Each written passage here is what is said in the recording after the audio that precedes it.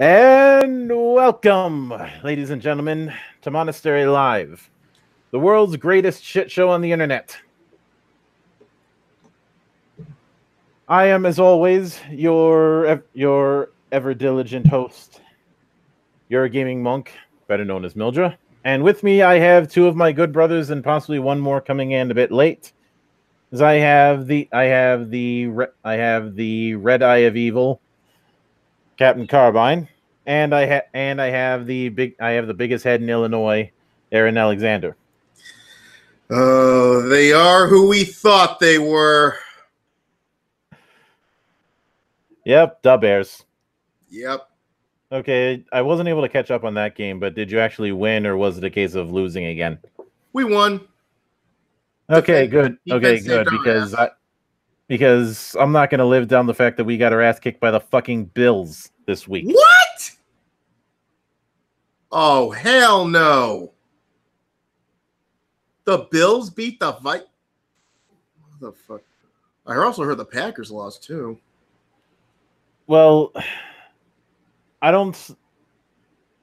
get the feeling that Rodgers is not long for this career, considering he keeps getting injured. Yeah, he runs into Mac one more time. He's done. Yep. Now on my own end, I have been working on the next review. It's going to be a story game that doesn't suck. Yay! I ended up getting it as part of this batch when Bundle of Holding, which is kind of the TRPG version of Humble Bundle, except for the rare times when Humble Book Bundle actually does something RPG related. They did a set that was all about anime inspired games, and this game, Bladebind, was one of them. And it's an interesting game. It'd be tricky to run long form, but it's not a slouch. So it's better. So you're saying it's better to run a one and done session? Yeah, I could easily see myself running something like this at conventions or something like that. Yeah, probably because that's what it's built for. Well, given that for its resolution mechanic, it's using cards and a fairly complex dueling system. Using playing cards, I should clarify. But that's one thing to keep an eye out on. Also, since the L5R campaign concluded 2 weeks ago, and I had the Q&A session with a new player to the bunch going forward, named Vixen Shelby. We are delving into the shit because starting this week, starting Wednesday at 8 Central, I'm going to be starting to run the Doomsday Dawn Adventure Path using Pathfinder 2nd Edition. And hopefully hopefully that X card bullshit will not be featured. In other words, not hopefully, more like probably in all certainty. Well, this is a playtest, and like it or not, they're getting some feedback.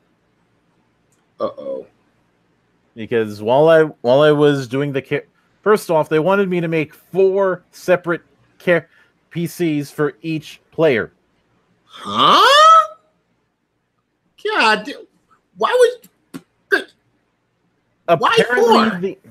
Apparently the idea is that at certain chapters in the campaign there are side stories that are happening. Oh Jesus. Well, I'm not opposed to this kind of idea, but I think this is an idea that works better with a game that is not as involved with character creation, especially since some of these characters are only going to be used once. Yeah, like I said, if you're doing the side stories, shouldn't it be like a one-off campaign before you actually start the campaign? Jesus Christ. We'll see how it plays out. And hello, I see that my favorite Scotsman is in the chat. How's it going? Kyoryu? So there's certainly that to look forward to, and of course, a little ways into it, I'm going to be putting up not a review, but more of an impressions of my experience, because I don't like the notion of doing a full review of something that's technically a playtest. Yeah, that wouldn't be fair. Yeah. Well, let's see what Paizo figures out, and hopefully, it does. It doesn't. At least it's not playing towards the 5th edition in Scrubs. I can say the following, having run some tests. If you had to put a gun to my head and say that I have to run either Pathfinder 2nd or 5th edition, I'd be more willing to run Pathfinder 2nd. Yeah, because at least it's got some.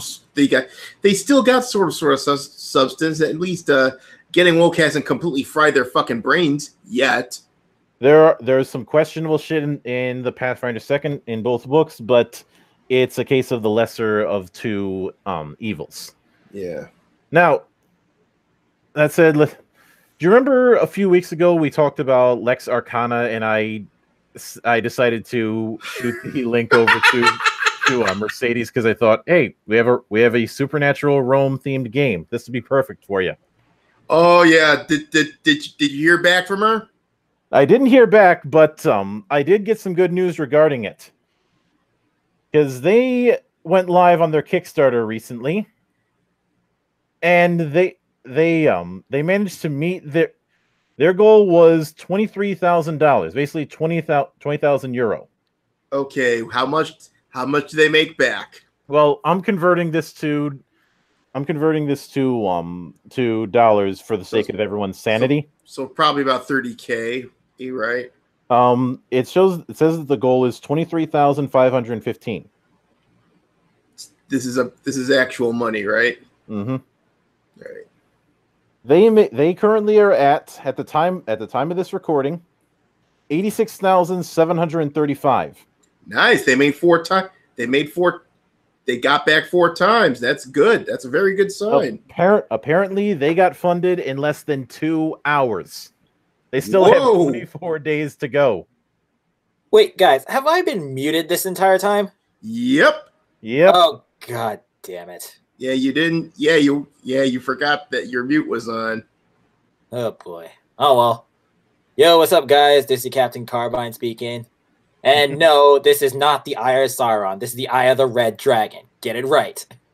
I didn't say the Eye of Sauron. I don't see any flames on it. Besides, we already did the Eye of Sauron gag with the Disney hat.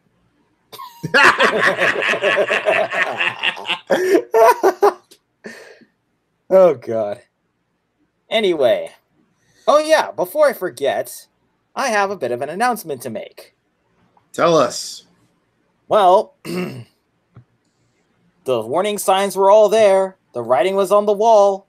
And I did say that I was going to do this. And now it has happened. I have finally left all social media and have deleted all my accounts.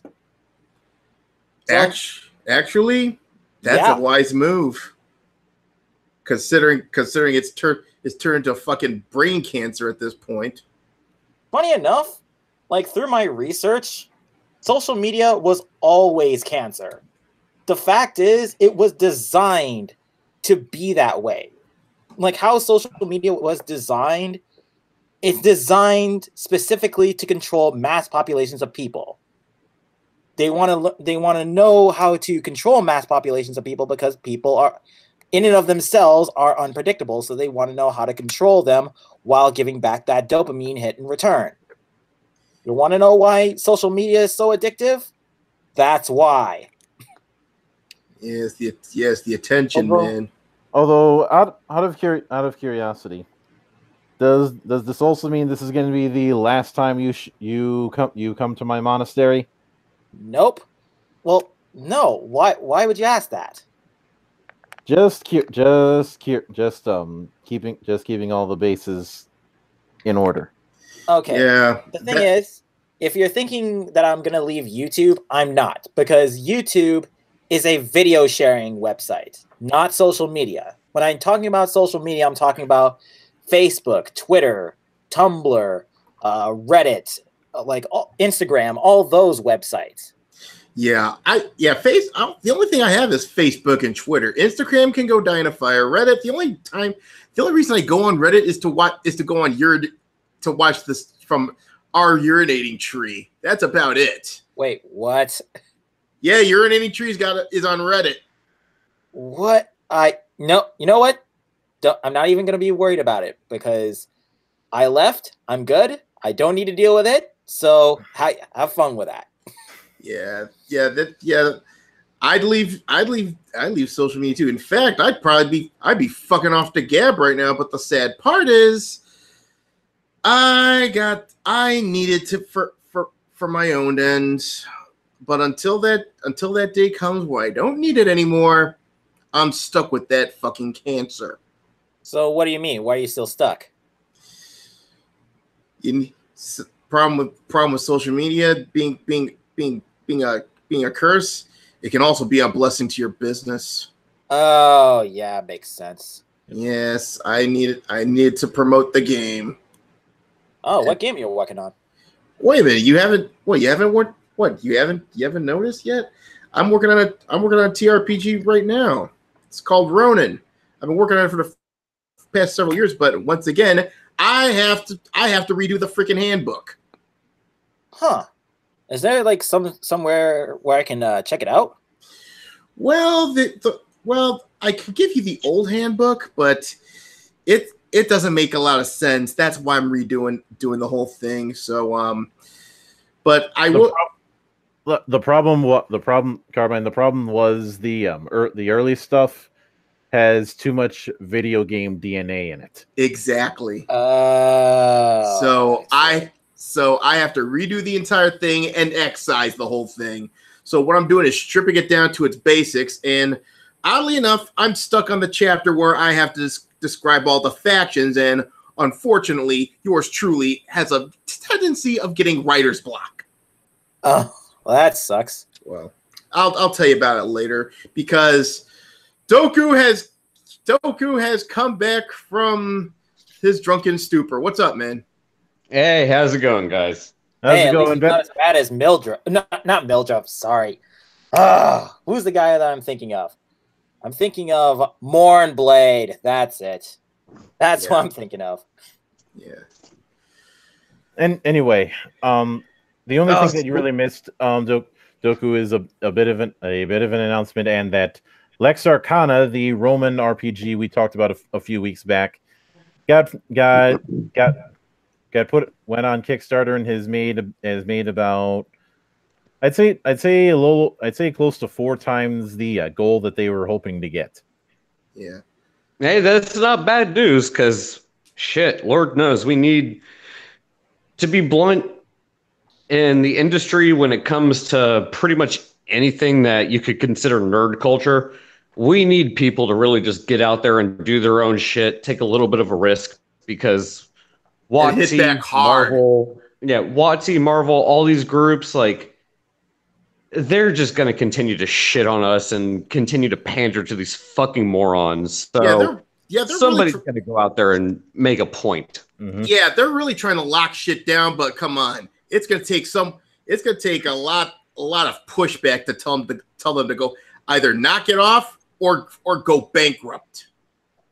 It is, but you know, that's why I'm happy to see people like Ethan Van Sciver, every indie that I see that starts up is just, it's something better for the industry, because at the end of the day, it's either going to be that or, well, welcome to hell. Gonna die. Welcome to fucking Armageddon. Yeah, I'm already saying fuck the WotC for the whole Amazon thing, but moving on to positive things. Oh, by the way, before we go on, since you mentioned that game and a certain person, you want to make the announcement right now? Making that announcement this early would be a little premature, so I'm going to wait a couple weeks on that. Okay, cool.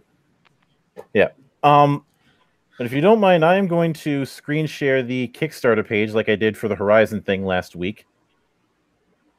So let me present that to all of you. Ooh. Oh, So here's what we nice. got. Lex Thank you. Arcana. 24 days to go. Yep. This thing has this is an Italian TRPG. In fact, the guys are headquartered in Rome. Bella. And this apparently has been quite a big deal for years in Italy. And of course this Kickstarter is also to help. They're saying all material will be released both in English and Italian. Nice. Let's Oh, see. boy, buono. Yep. Players take on the role of custodies of the cohors Alexaria Arcana, Imperial agents sent on missions to the most distant and dangerous corners of the Roman Empire and beyond. Oh. Alternative timeline. Holy shit! Oh, this is gonna be good. At the end of the 5th century AD, the Empire, 13 centuries since the founding, the Empire has not fallen. In this alternative timeline, I do like that they put that in bold. Rome has avoided its end by using its haruspices, sages, and oracles, escaping the sequence of events which in actual history brought its fall. The Empire's stability has allowed it to strengthen itself for decades and has not suffered any drastic changes, invasions, and the breaking up of its territory. Economic growth has brought greater wealth to all the population, and many peoples outside its borders are considered Roman citizens, protected by the invulnerable Pax Romana, the Roman peace. But the Empire's... Now the question I want to ask is, has the Eastern Roman Empire been founded anyway? Is Constantinople still riding strong? Now, unfortunately, I can't really say that because all that I've been able to find is just the quick start version. I have found full PDFs, but the problem is they're all in Italian, and I don't speak Italian. So I can't play as Zoe Quinn? Oh God, why would you want to do that? Yeah, really. But I already showed. I mean, maybe I want to make it kinky. Unless you want to make her like a joke character that dies early for some reason. Sure, I guess. Hey, Carbine. Actually, there is going to be a character in my game that triggers the start of a campaign. Okay. Oh, well, if that's any consolation. But I get it. When you see in front of you some of the artwork that they're doing. Cool. Nice. Apparently, good. Apparently, this is both a full-on English translation and a revised version of the original. I see. And they've already made about 80,000. Hold, go back up to the total because I can do the what you call it. You're doing this €80. Yeah, I'm going to do that. They're asking for 20,000 euro. Okay, so. Damn it. And So they're sitting on about what, like 110 US dollar? 86.7 thousand. 7,000. Well over 100K. Wow, that's good. Yeah, they asked for about, let's see here, 23,000 euro. You said 20,000. 20,000 euro. So that's about 24,000, 23,500, and they're basically getting back at 4 times that. Yep. And let's see. I don't pledge on Kickstarters often, but I think this one I might do that. Yeah. And let's see, they've already got some stretch goals that they've unlocked so far.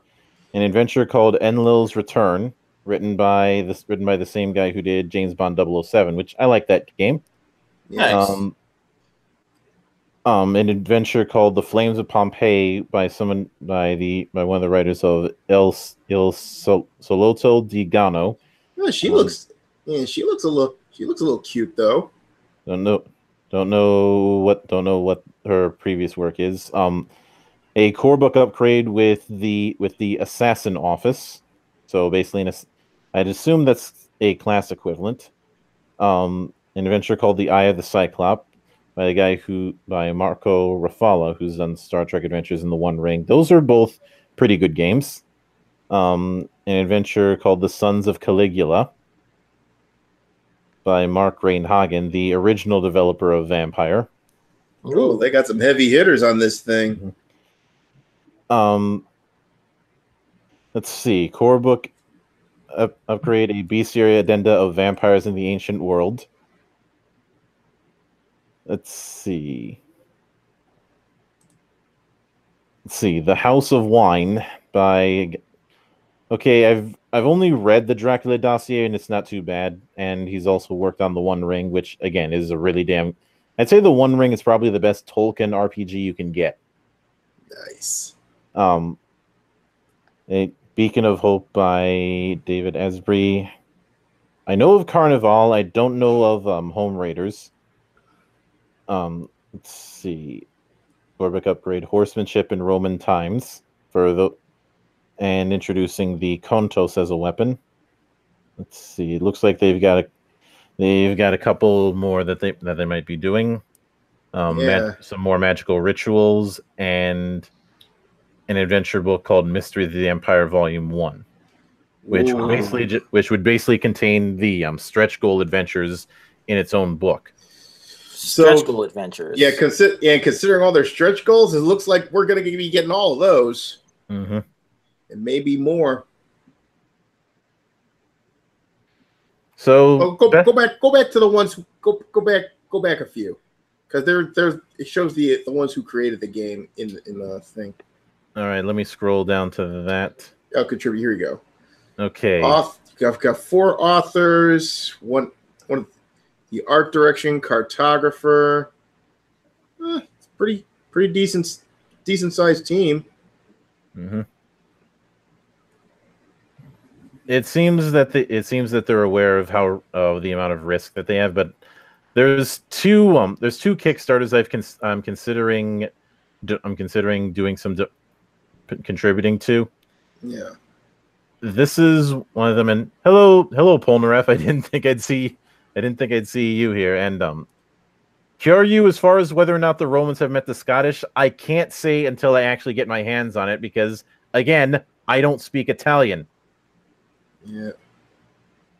All right, but the 2 Kickstarters I'm considering donating to are this one and the Ultimate Edition for a little game called BattleCon.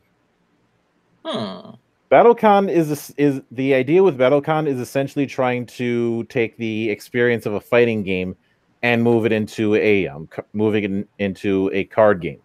Why does this sound so familiar? Maybe because this game has been around for a few years. I've tried to promote it as many times as I can, and just recently, it got a digital version on Steam. Wait, this game? I swear that like the best friends I Batsu covered a game like this at some point. Like they played the card game and then they switched over to the actual video game. The card game came first. There's a similar kind of thing called Yomi, and I'm going to screen share for you guys the Steam page for BattleCon.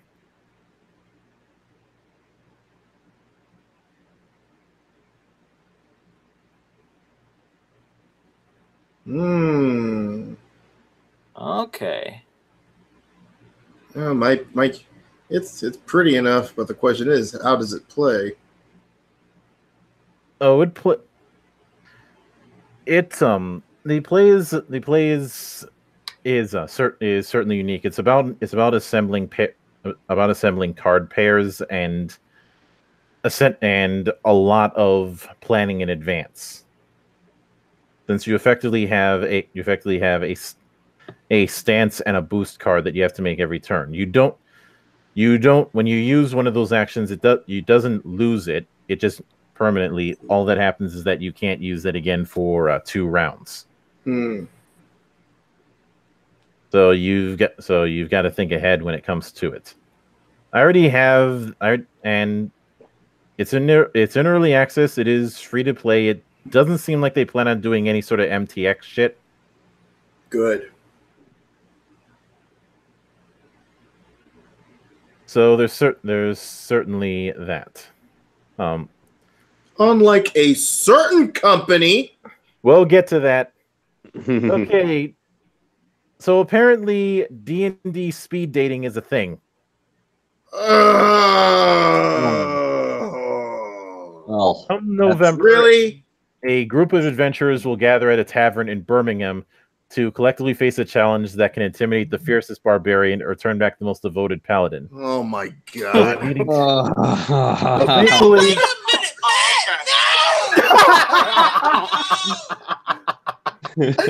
Thankfully, apparently this is being run by a group called A Traveler's Venture, who organized role-playing nights professionally and runs a Facebook group with about 1,500 mentions or members. The company's a few months old and running their first D&D event in August in a castle. I mean, the castle's kind of cool. Yeah, it's pretty gimmick. Yeah, at least they're getting the gimmick right. But if it's anything like how OK Cupid is, yeah, I don't see it lasting long. Yeah, let's see if they let me see if they okay, D&D themed speed dating. Apparently it's being held at Brackus Bar in Birmingham, and unfortunately this is the best image that I have, and this is the image that they're using to show. Let's see here. Yeah, sorry. Now the question I have to ask is, how much does this shit cost? Let's find out. I think I broke Crimson over here. He's like, first what? Second the fuck. Yeah. Yeah, I wonder how many sacrificed goats you had to sell to get that kind of money. At least 3. Yeah, try 5. Ticket prices are £21.39. So $25. Mm-hmm. Around that neighborhood at least. Which includes an entry, a D20, a notebook, a name tag, a shot, a glass of wine or lager/beer. Oh my That's god! actually not that bad, surprisingly enough. Yeah, it's not bad. I mean, yeah, it's like what? How much is it to get into medieval times? That's an arm and a leg. You have to come back anyway to put the card on. Yeah. Okay. So compare that with that. Well, that's a bargain. Yep. Constant charisma checks. Yeah, really. Okay. And, moving on from the silly to the lull. Oh Steam's boy. first uncensored game is restricted in 28 countries. Wait, what? I wonder which ones it. Let's see here. I'm gonna guess China, Germany, Sweden, Bongland. Okay, let's see. The adults only game is Negligee Love Stories. I heard about something like that. Let's see. Okay, the full list of countries where this cannot be purchased through Steam is Japan, Malaysia, Botswana, Egypt, Morocco, Nigeria, South Africa, Sudan, Uganda, Bangladesh, China, Lebanon, South Korea, Pakistan, Saudi Arabia, Turkmenistan, Belarus, Iceland, Ukraine, Russia, Australia, Papua New Guinea, Indonesia, Guyana, Iraq, the United Arab Emirates, the UAE, and Germany. Germany, I kind of figure, but Japan and South Korea. I know, right? What? I'm guessing that Japan would rather this kind of thing be purchased on something like DL site. Wait, I think I understand why Japan. You want to know why? They do have certain laws when it comes to pornography. So Yeah, they blur their privates, and this game doesn't do that. yeah. Oh, Well, but still, what I really want to know, why Papua New Guinea? Like, oh, it's cannibalism is perfectly fine, but no, we're gonna blur out the porn game. Yeah, but Okay. seriously, Papua New Guinea. Seriously, Japan, you out pervert us 10-1. A shameful display. Funny enough, like how this all started was that when they started drawing like pornography, like way back when, the government actually made a law where they had to like censor porn. So that for a while the porn industry was dying, but they found a way around it. Yeah, they blur out the naughty. They blur out their private parts. No. That's not what they did in the beginning. What they did in the beginning was, in order to get around it, instead of penises, they drew something else. And it should be something you're very familiar with when it comes to this subject. Oh, wait a minute. No. Oh, yes. Yep, No, tentacles. Tentacles, exactly. Oh, yeah.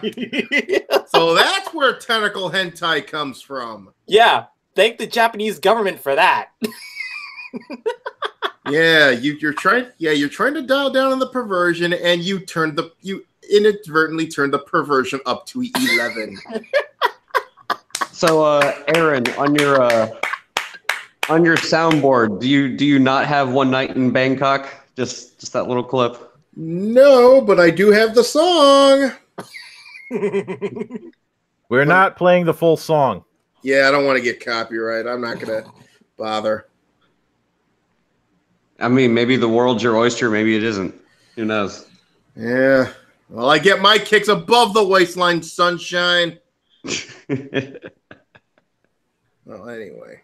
Yep. Oh goodness. Getting that bit of silliness out of our system. All right, it's time to either be sad or start laughing. Uh-oh. Why not both? Yeah, why not? Because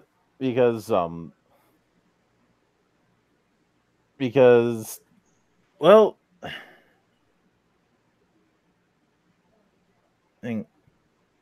It's gonna be both, isn't it? Oh, yeah. So let's talk a little bit about Telltale Games. Oh,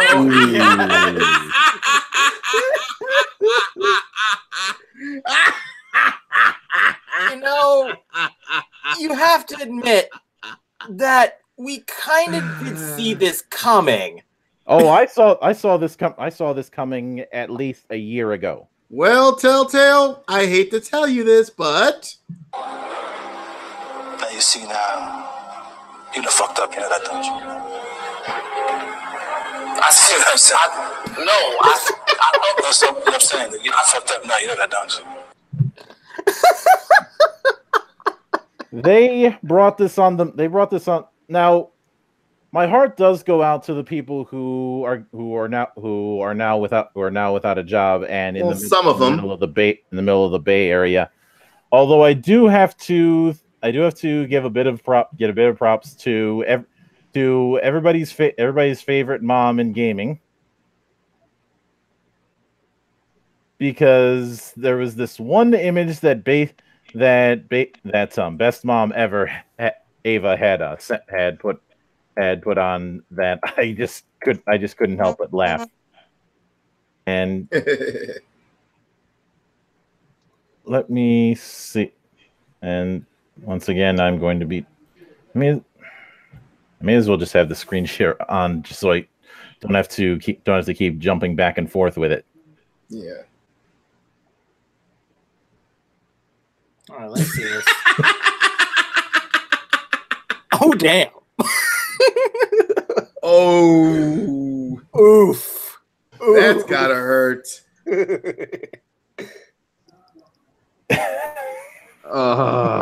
That's gotta hurt. That's the evilest thing I could imagine.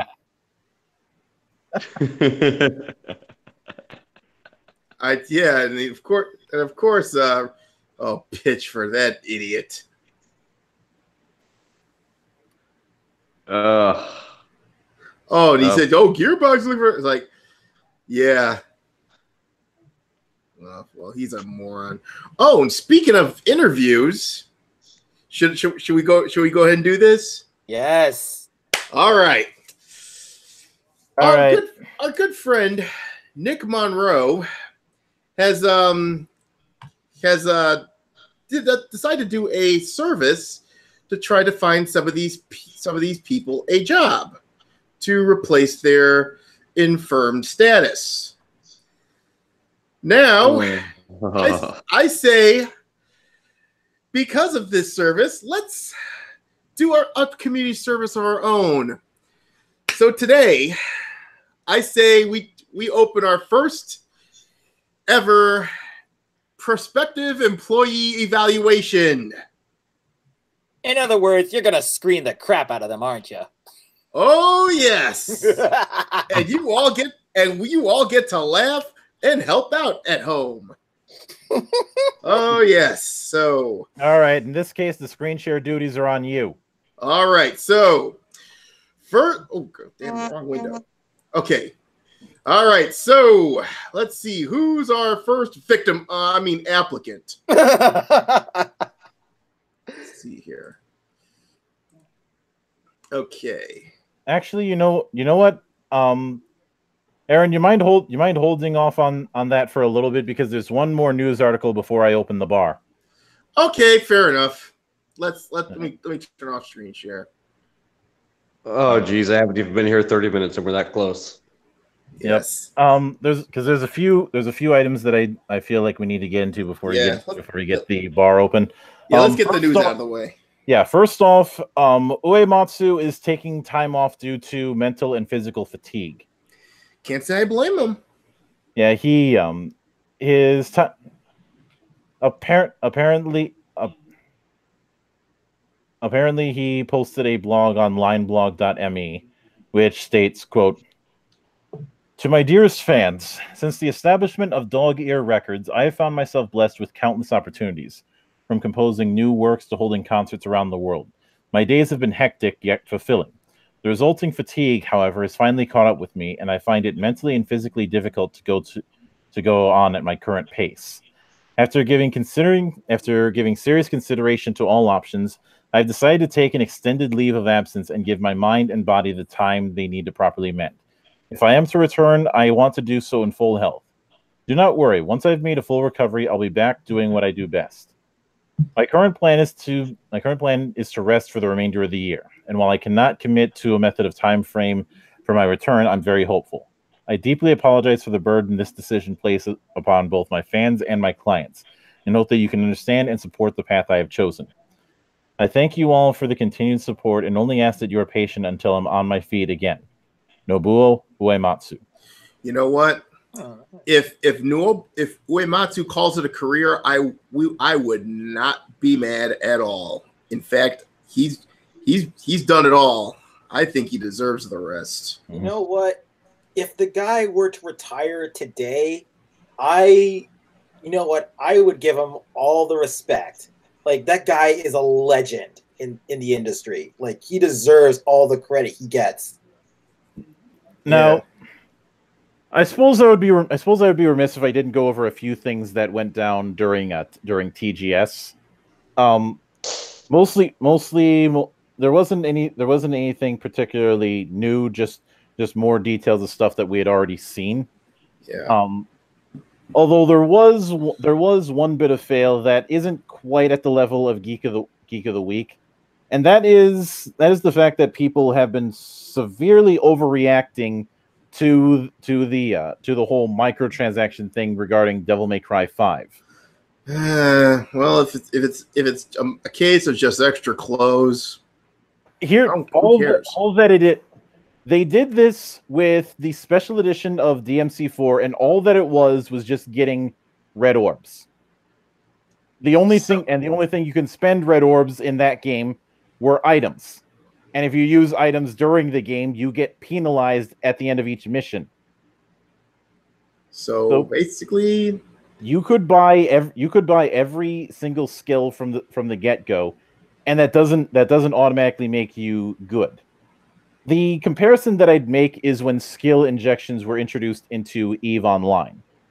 On paper, it could be argued that it's play to win, but there's two reasons why it isn't, at least in my eyes. One, EVE has always had a character market, and two, the line between success and failure is knowing what you're doing.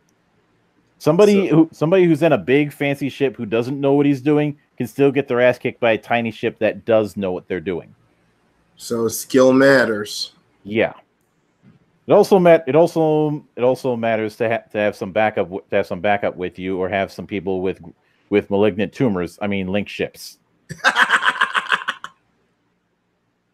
It also helps to not start a fight in high sec, but I'm getting ahead of myself. And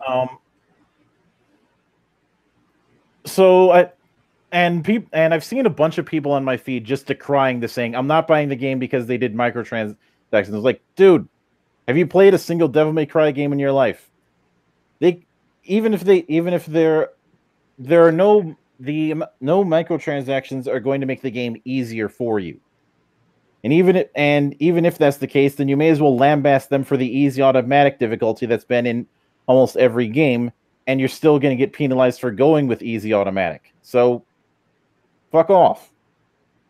Yeah, like I said, it's like if it doesn't really affect the game and it's just a bunch of cosmetic garbage, what's the issue?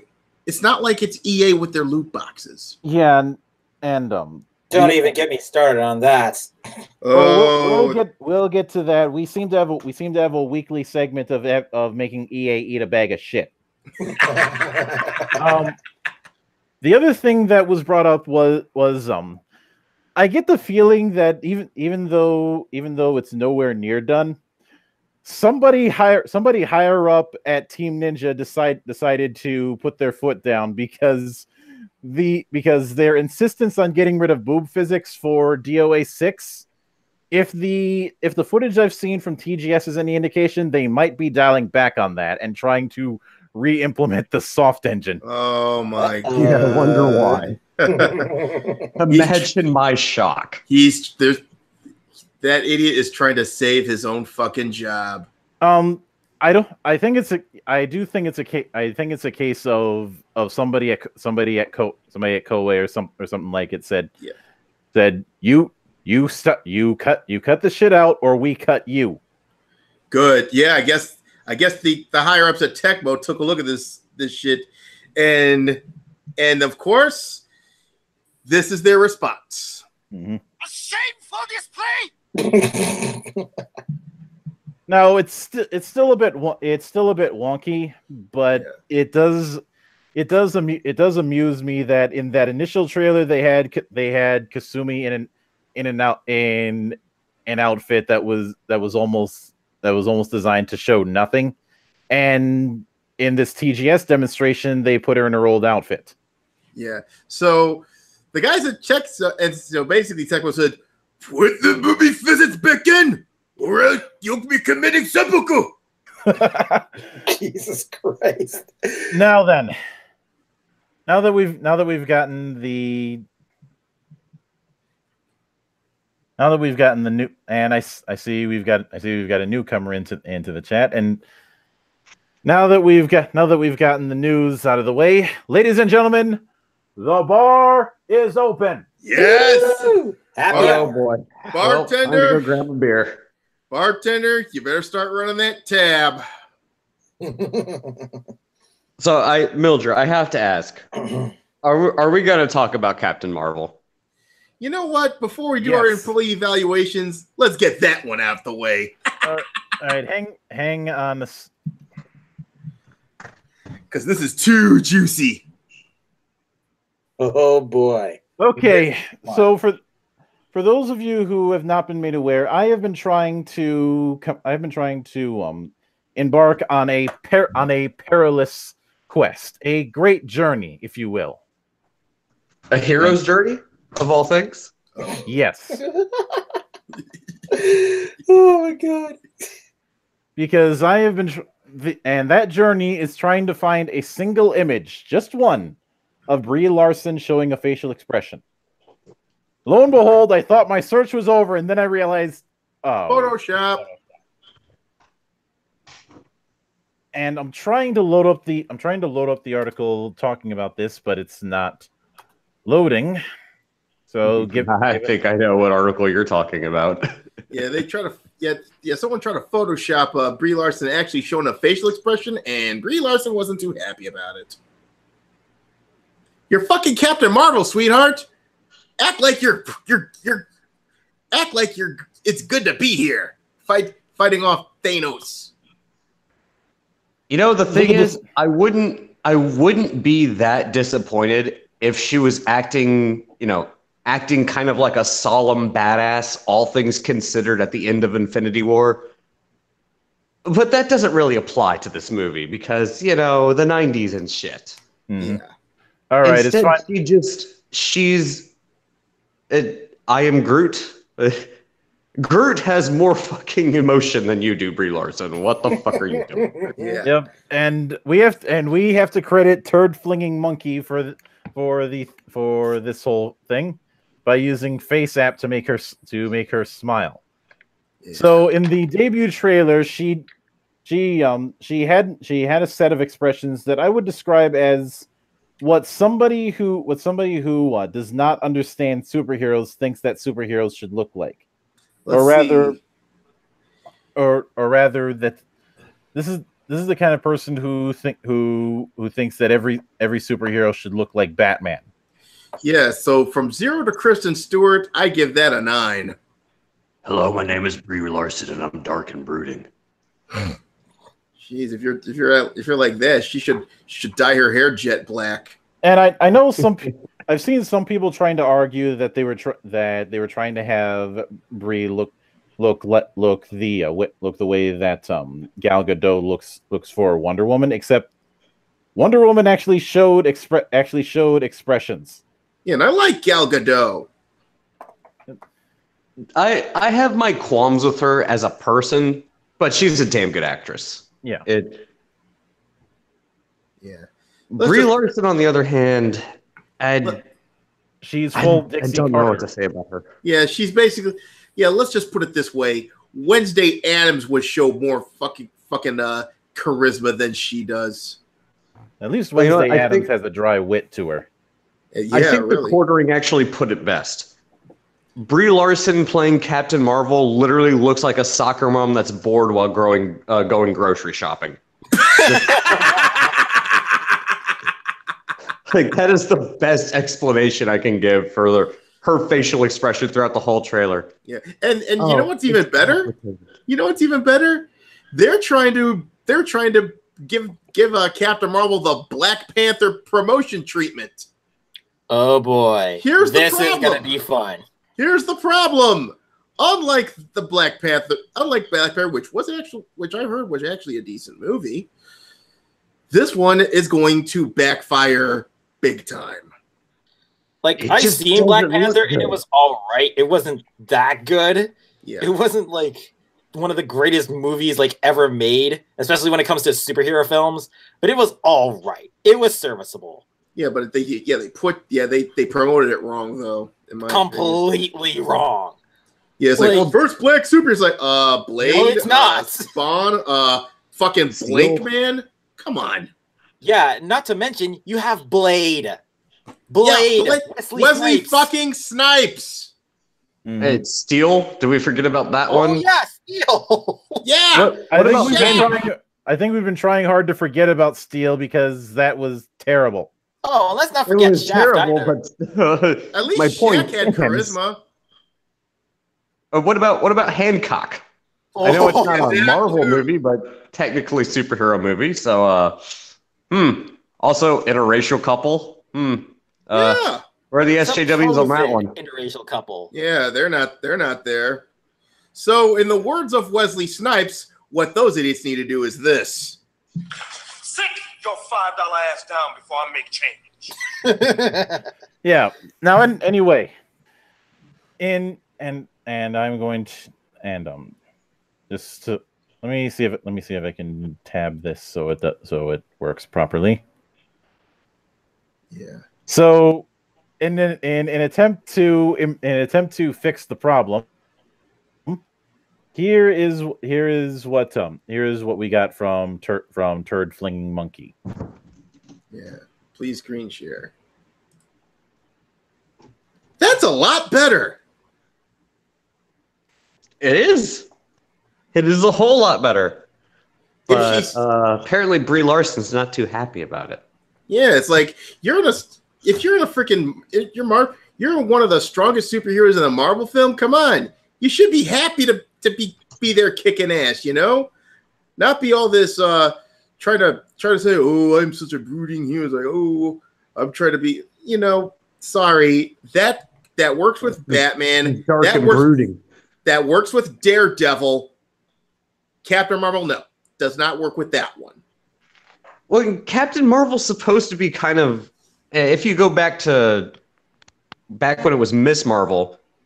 I'm only going to call her Miss Marvel. I am never calling her Captain Marvel. Captain Marvel was a completely different character. She just stole the name. Well, she's supposed to be kind of, you know, there are two arguments. Sexualized, kind of a cheeky asshole. Like, she's supposed to be sort of a fun bitch. She's the girl that you kind of want to have sex with, but at the same time kind of want to punch in the face while you're drinking at the bar. That's how the character is supposed to be, not this hyper serious freaking, you know, log. Yeah, really. Mary Sue, this is what's gonna happen. Although there's two counter arguments that were brought up to TFM that I want to try and demolish. Wait, before you get onto that, can I interject real quick? Shoot. So just because of Brie Larson's brilliant acting capabilities, yeah, bartender school. And anyways, somebody named Javier Von Count said that Captain America: The First Avenger had the same problem because of that lack of expression. Except that one Cap was expressive, and hell, you had that whole segment of him being a USO guy. Plus, and also he had Captain America had emotion throughout the whole movie. The whole movie was fucking emotional. The other thing is people saying that she lost her memories, which somehow included emotions. Except, no, you can be. If that's the case, then explain why Geralt of Rivia is more emotional than she is. Because he actually has a personality. That's why. Exactly. It's like, what is this? Are they filming a fucking MCU movie or a sequel to Equilibrium? It's Little House on the Prairie, Marvel Edition. No, it's Adam Gable's Marvel Edition. At least Equilibrium had a point with it, and you do see that subtly change. It's just that it may have been a little too subtle for its own good. But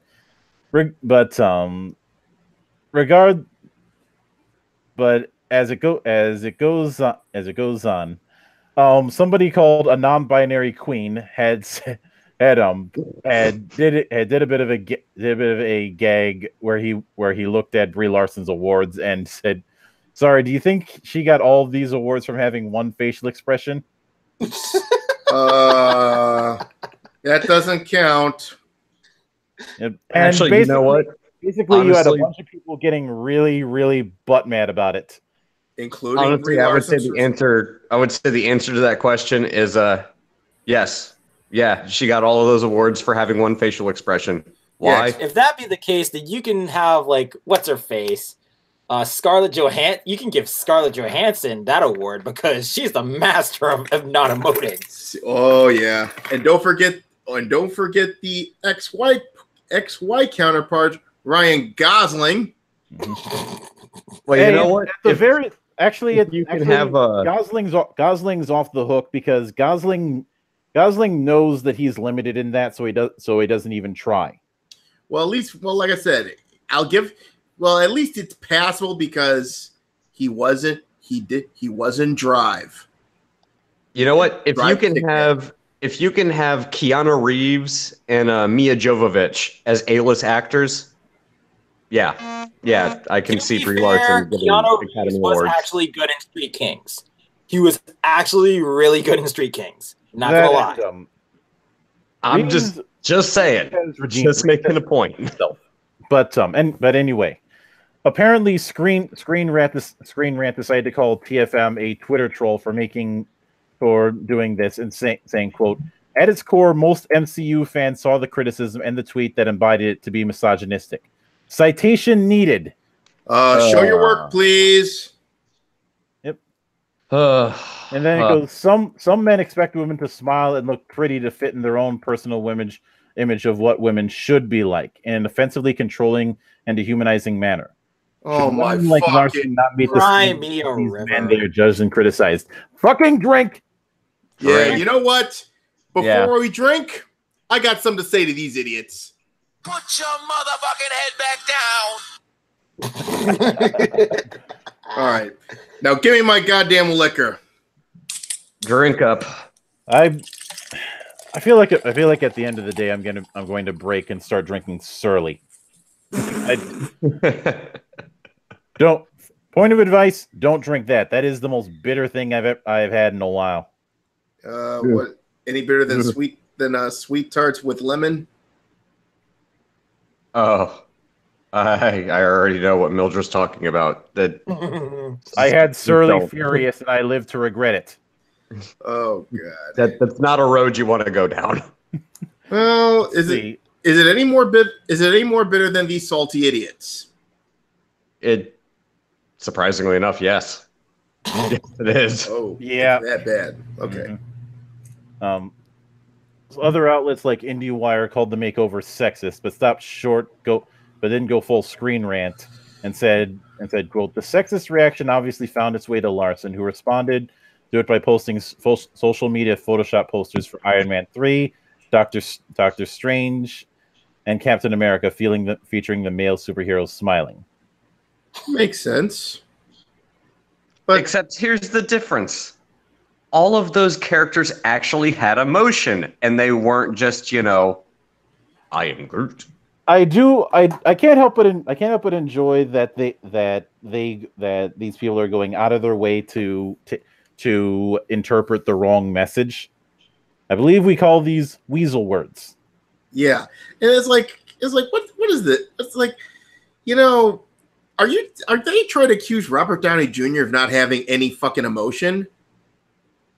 Have they not followed his entire career? Or the fact that before Iron Man happened, he was at rock bottom. Yeah, before and after his bender. Mm-hmm. But apparently Vox had quite the hot take. Saying, oh boy. The trailer also brought out the usual sexist trolls. Calling these people trolls. Hey, Inigo, you want to take this? Exactly. Hold on. You keep using that word. I don't think it means what you think it means. A stew of mostly male social media users, citation needed, prejudged Larson's performance, calling it wooden and claiming she ought to smile more. A very common form of harassment that objectifies women. More harassment. Oh, please. God. Next thing you know, they're going to be blaming Gamergate for this. Yeah, you know what? By implying their emotions and appearance ought to be controlled and there for the pleasure of others.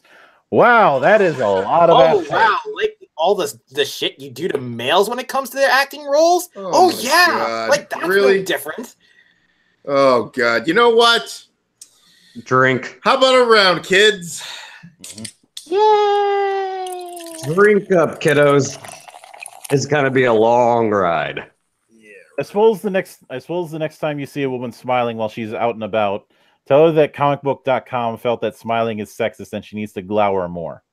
Yeah. I'm gonna tell her she needs to wipe that fucking smile right off her face because that's fucking promoting the patriarchy. Although William Hughes from the AV Club had a add a degree of salt to his meal over this. Maybe he had salted soy. I don't know. Can you even do that without it tasting nasty? Yeah, they don't care. Can you put anything onto soy without it tasting nasty?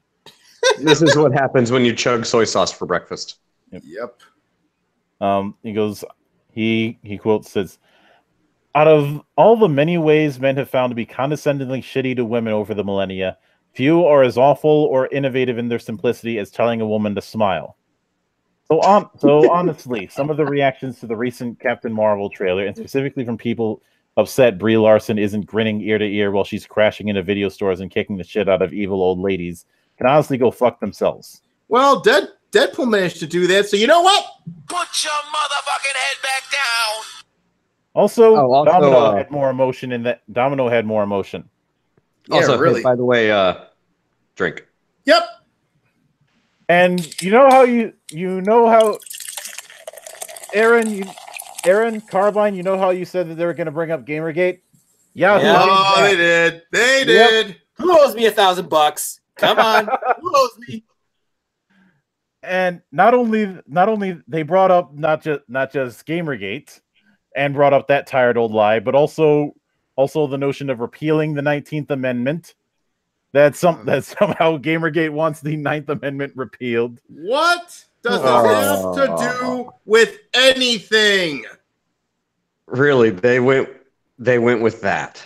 Mm-hmm. Oh my god. Okay, just for the sake of it. Yeah. You already know.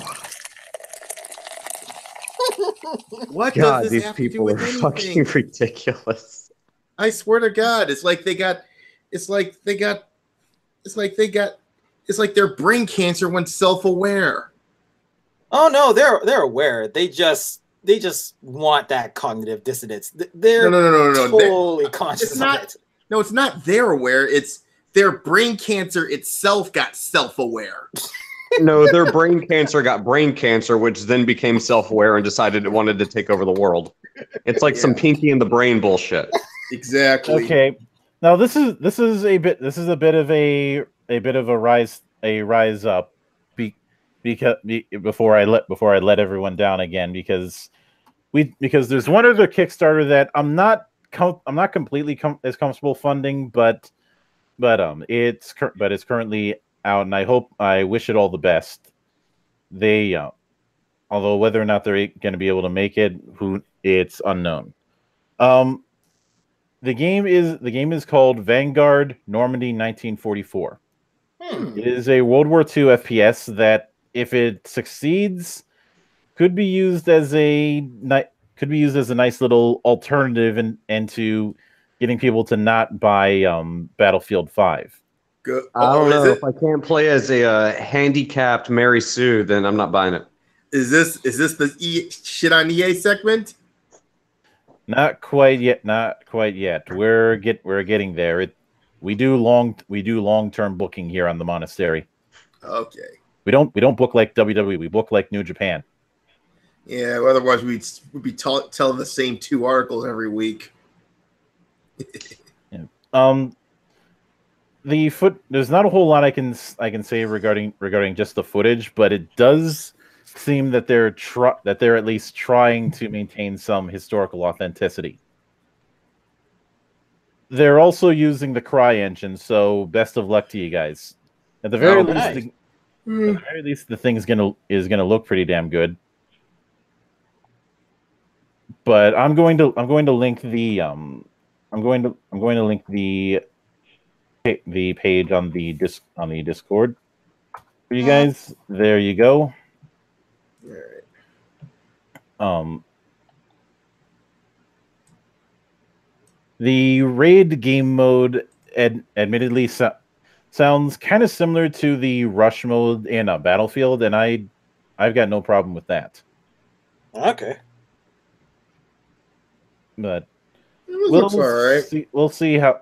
I mean, Not that bad. If it doesn't work, I can just recommend everybody get Red Orchestra instead. Now we're getting into some of the shit on EA bits. By the way, I checked a look at their Kickstarter. Out of their $13,000 or $13,073 goal, they're a little over. They're sort of halfway there with 13 days to go, so it might work. It might not. All right, we'll see how it plays out. Now we can get to the shit. We have a double whammy when it comes to shitting on EA. Oh boy. Oh, first off, of course, we have the announcement from the 16 people. And let me see if I can find, because I'm trying to. All right, there were 16 organizations that put out a joint statement of basically a declaration of intent, and this was from gambling regulators from multiple countries. And here's, and I'm going to do a bit of screen share once again. Yeah, screen share this one so you guys can see it. Okay. Declaration of gambling regulators on their concerns related to the blurring of lines between gambling and gaming. 17th September 2018. Our authorities are committed to the objectives of their public policies with regard to consumer protection, prevention of problem gambling, and ensuring the safety of underage persons. While each regulator has distinct duties and powers within our own national gambling networks, we share a number of common principles, including the need for gambling to be regulated to ensure high standards of integrity, fairness, and consumer protection, in particular in relation to children. Given these shared principles, we are increasingly concerned with the risks being posed by the blurring of lines between gambling and other forms of digital entertainment, such as video gaming. Concerns in this area have manifested themselves in controversies related to skin betting, loot boxes, social casino gaming, and the use of gambling-themed content within video games available to children. Regulators identify in such emerging gaming products and services similar characteristics to those that led our respective legal frameworks and authorities to provide for the regulation of online gambling. We commit ourselves today in working together to thoroughly analyze the characteristics of video games and social gaming. This common action will enable an informed dialogue with the video games and social gaming industries to ensure the appropriate and efficient implementation of our national laws and regulations. Each gambling regulator will one of these days I'm gonna have to make a Sylvester impression. Each gambling regulator will of course reserve the right to use instruments of enforcement given by his national gambling regulatory framework. We will also work closely with our own customer protection enforcement authorities. We anticipate that it will be in the interest of these companies whose platforms or games are prompting concern to engage with gambling regulatory authorities to develop possible solutions. This common action by gambling regulators will raise parental and consumer awareness regarding the transition between gaming for leisure and entertainment and the offering of gambling possibilities. We expect that this declaration will initiate a constructive dialogue between gambling regulators and responsible game developers. This declaration, which reflects the shared concerns of its signatories, was discussed at the annual meeting 2018 of the Gambling Regulators European Forum. Oh boy! And let's see who signed this thing. Let's see. And I apologize in advance because I'm going to fuck up a lot of pronunciation here. Let's see. Latvia, Czech Republic, Isle of Man. Hang on, let's go. Signe Berne, Director of Lotteries and Gambling, Supervisory Inspection of Latvia. Karel Blaha, Director of the State Oversight over Gambling Department, Czech Republic. Steve Brennan, Chief Executive, Gambling Supervision Commission, Isle of Man. Charles Copolani, Chair of the French Online Gambling Gaming Regulatory Authority. Juan Espinoza Garcia, CEO, Directorate General for Gambling Regulation, Spain. Heathcliff Ferrugia, Chief Executive Officer, Malta Gambling Authority. Jason Lane, Chief Executive, Jersey Gambling Commission. Andrew Lyman, Executive Director, Gambling Division, HM Government of Gibraltar. Gibraltar. Brandon McNamara, Principal Officer, Gambling Policy Division, Department of Justice and Equality of Ireland. Teresa Montero, Vice President of Turismo de Portugal IP. Henrique Nordahl, Director, Deputy General, Norwegian Gaming Authority. Jan Suyer, Chair of the Board of Directors of the Netherlands Gambling Authority. Neil MacArthur, Chief Executive Officer, UK Gambling Commission. Paweł Gruza, Undersecretary of State in the Ministry of Finance, Poland. Alfred Hacker, Director, Federal Ministry of Finance, Austria. David Trujillo, Director, Washington State Gambling Commission. Okay, I can see the future. I can see the future in a couple years. Oh yeah, you have your back license? I don't have you cheeky bastard. No, I think you kind of screwed it up. It's, oh yeah, you got a license for that. You know what? I hope it gets that bad because honestly, either A, the consumers will actually get their act together and say, we need to stop buying microtransactions, or B, it'll get so bad to the point where they start getting regulated and then everybody will just be like, you know what? We're going to stop putting in microtransactions now. Because either way, like, microtransactions just need to die. Mm-hmm. Yeah, but especially and if the government gets in big time, even getting rid of microtransactions won't get rid of them because now they're going to go look for something else.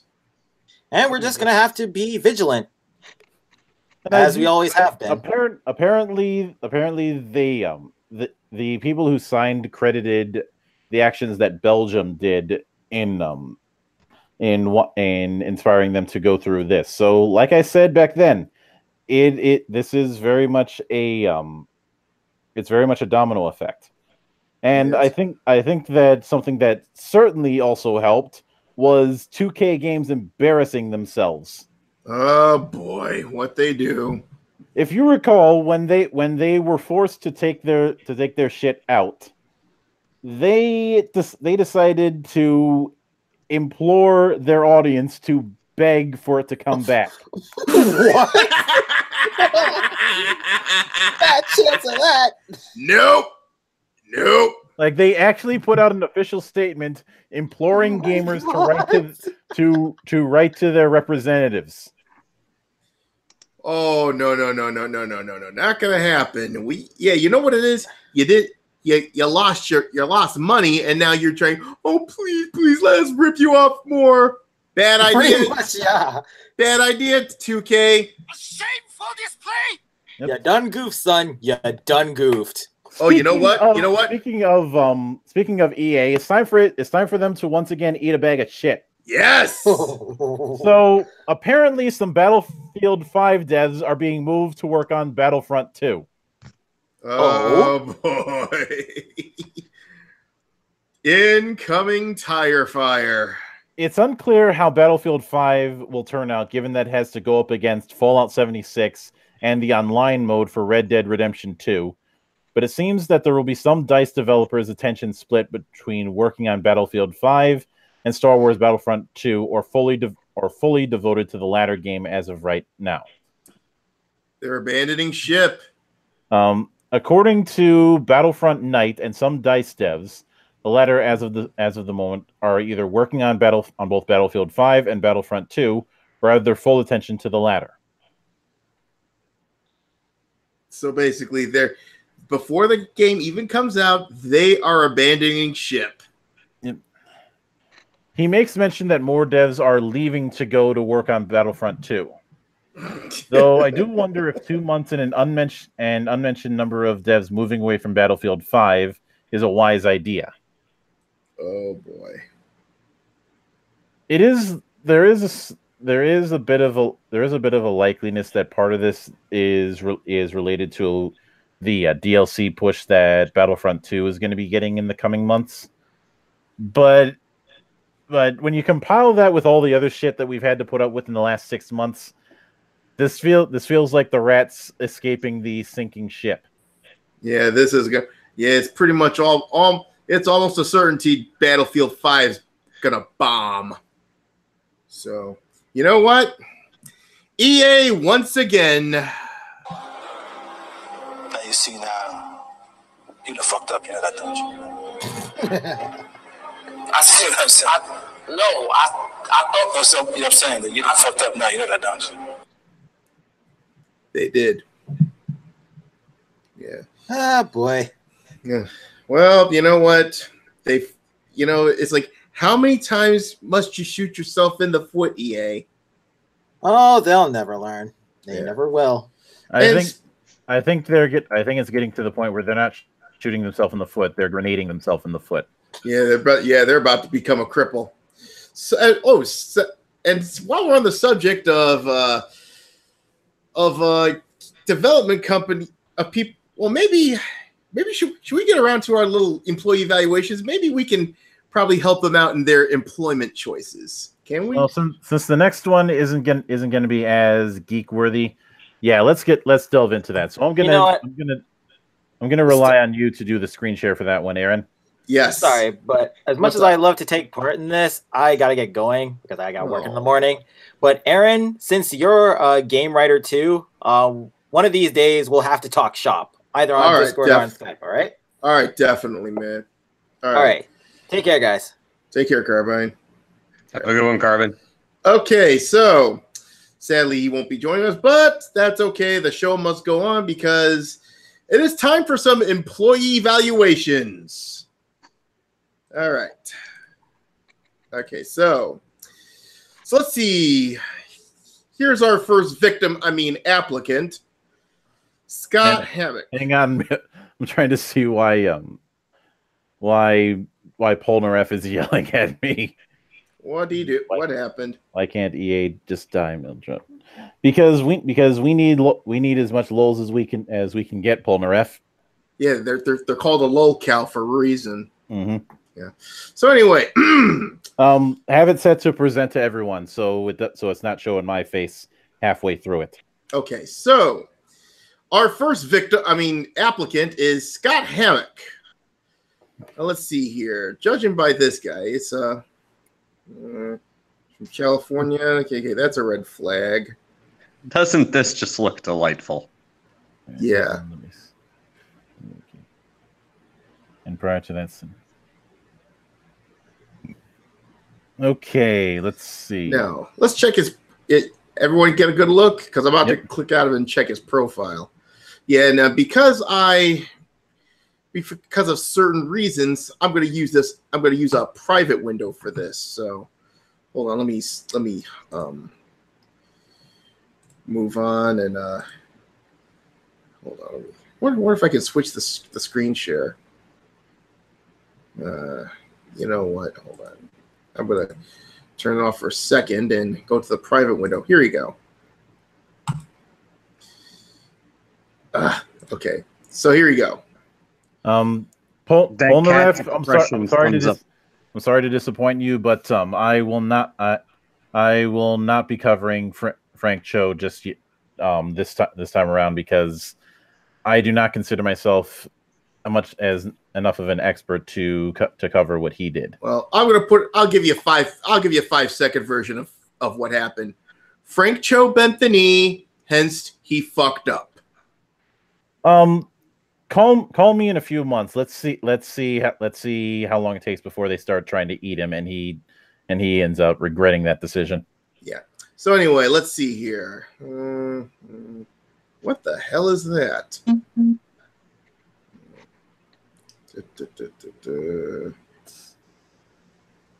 Mm-hmm. Looks like it's a bunch of retweets from Pete. Doing the whole thanks for the memories. So nothing offensive. So you know what? We might hire you. We might not. It depends. So hold on. You know what? I'm going to make it easy. I'm going to put this on I'm going to put this thread onto the private window because I don't want to have to go back out and screen share everything from the thing.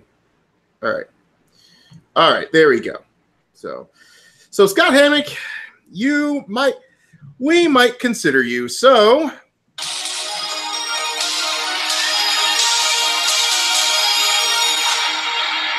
that means we'll consider you. So on to our next victim here. Robert Wilson. Let's see here. That is the ugliest looking volleyball I've ever seen. Yeah, I can tell. Let's see. Oh, so sad. 3D journalist, philosopher. Okay, that's a bit of a red flag. I mean, your soy beer doesn't help much anyway, but at least he's not doing that soy smell, so that's a good thing. Let's have a look at this guy's profile, shall we? And I've fancied myself a philosopher at least once, but I have the excuse. Being a monk is my gimmick. Exactly. So let's see here. Oh, he's got a demo reel. Nice. That's pretty much an industry standard. Cinematic reel. He retweeted Nick Monroe. All you right. know what? He appreciates the goodwill. So that's a good sign, right? Mm-hmm. So let's see here. Let's see. He's got his own website. He quoted George Carlin. That's an upside. Yep. You know what?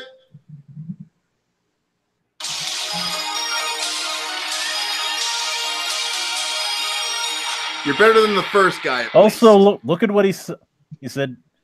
Wait a minute. In 2015, he said, "Can you zoom in on that one that starts with capitalism?" Oh, this one? Yeah. Capitalism has ruined us. Neoliberalism pervades and infects every aspect of American identity, including sports. What a sad sickness. You know what? You're a keeper. Yeah, I like this guy. Just trim the damn beard. Shave your beard, and we'll hire you. Mm-hmm. Okay. So let's go on. So let's go on to our third applicant, Nicole Martinez. I don't like those eyes. Crazy eyes. That's a red flag. Yep. Okay. Well, never judge a book by its cover, so let's go ahead and check her profile, her Twitter bio. Okay. QA testers, talking about gaming shit. So far, no. Oh, she retweeted Nick Monroe. That's something. Blizzard one. Maybe I was mistaken. Maybe she's not a fucking. But then again, this is all recent. Mm-hmm. She doesn't have many tweets. Dodge City. All right. We'll get to that idiot. Chinese room. Okay. You know what? I haven't seen any of her earlier tweets. So you know what? Let's see. Let's scroll down a bit more because it's all about trying to get a job or some shit. At least she seems work oriented. You know what? Mm-hmm. Yeah. So that's something. Yeah. You know what? She's got Dishonored on there. Huh. You know what? She doesn't seem that bad. Well, International Women's Day, but I'll let that one slide. I need the first gamer. What the hell? There we go. Okay. We've got that, and we've got a BLM retweet from last year. All right, Trayvon taught me. Damn it, Nicole! We were about to fucking hire you, but you were so close. You were so close. You missed it by that much. So sorry, sweetie. Put your Bye-bye. motherfucking head back down. Yeah. Bye-bye. That's Okay, what we who's do. next? Okay, Emily Buckshot. Let's have a look. Oh, buckshot. Pronouns. Oh boy, here we go. Put your motherfucking head back down. Pronouns on your Storyteller. profile. Pronouns on your profile. Hard pass. Oh wait, hold on. Don't click off that yet. Don't click off that. What? I just want to read this out loud for the audience because do it. it's amazing.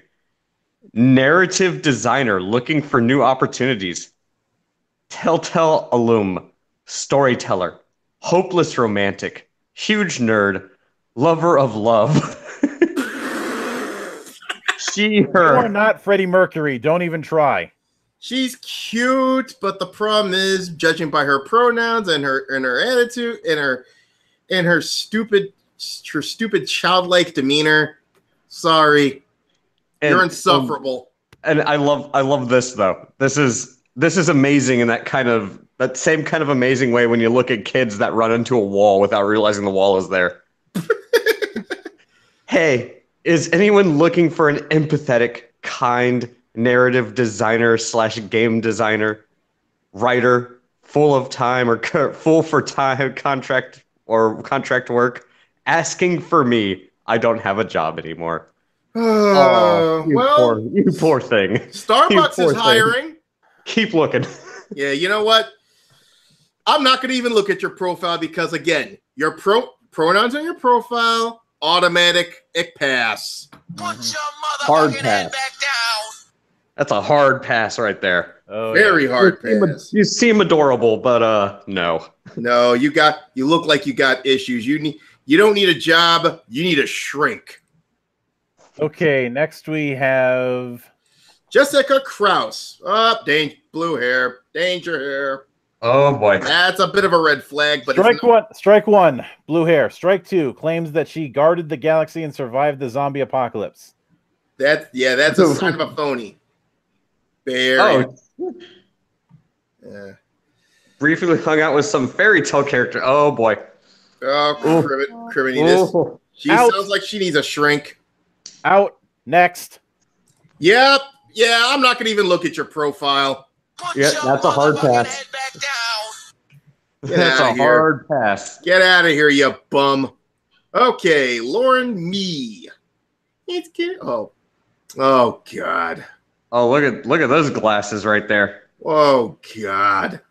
I What think is that this that shit? is the worst Miss Frizzle cosplay I've ever seen. I like this though. Employer of imaginary friends. This is either a chick that is legit crazy or has an amazingly good sense of humor. Let's Yeah. let's take a look. Load it up. Okay, if you want to do the profile, all right. Yeah, give this one a chance. Yeah, who knows? She might pleasantly surprise us. Although, okay, that's I'll give her credit for that banner. Like, look at top secret project in progress. Keep out. Don't hate the play. Hate the game. Okay, I'm hopeful. I think she might Yeah. actually have a sense of humor She that might. will pleasantly surprise us. Okay, let's see here. Might have to scroll back a little bit because I think the first Yeah. set of tweets is just gonna be talking about stuff. Oh, she hangs out. Oh, look Be at this. careful of the company you keep. Don't That's a bit- let me down. That's a bit Don't of a let red me down. flag. Bit of a red flag. Mhm. Well, at least she likes the drink. Yeah. You know what? Because of that, Yep. just because you like to drink. Okay. All right. Can't stop. Um, Oh, God. She just keeps retweeting this idiot. We'll get to her soon. But it's a coworker, so who knows? Hang on. Wait a minute. She decided to invoke him. Where? No, never. Wait. Yeah, never mind. I thought it was something. There, but nah. All right. Let's see.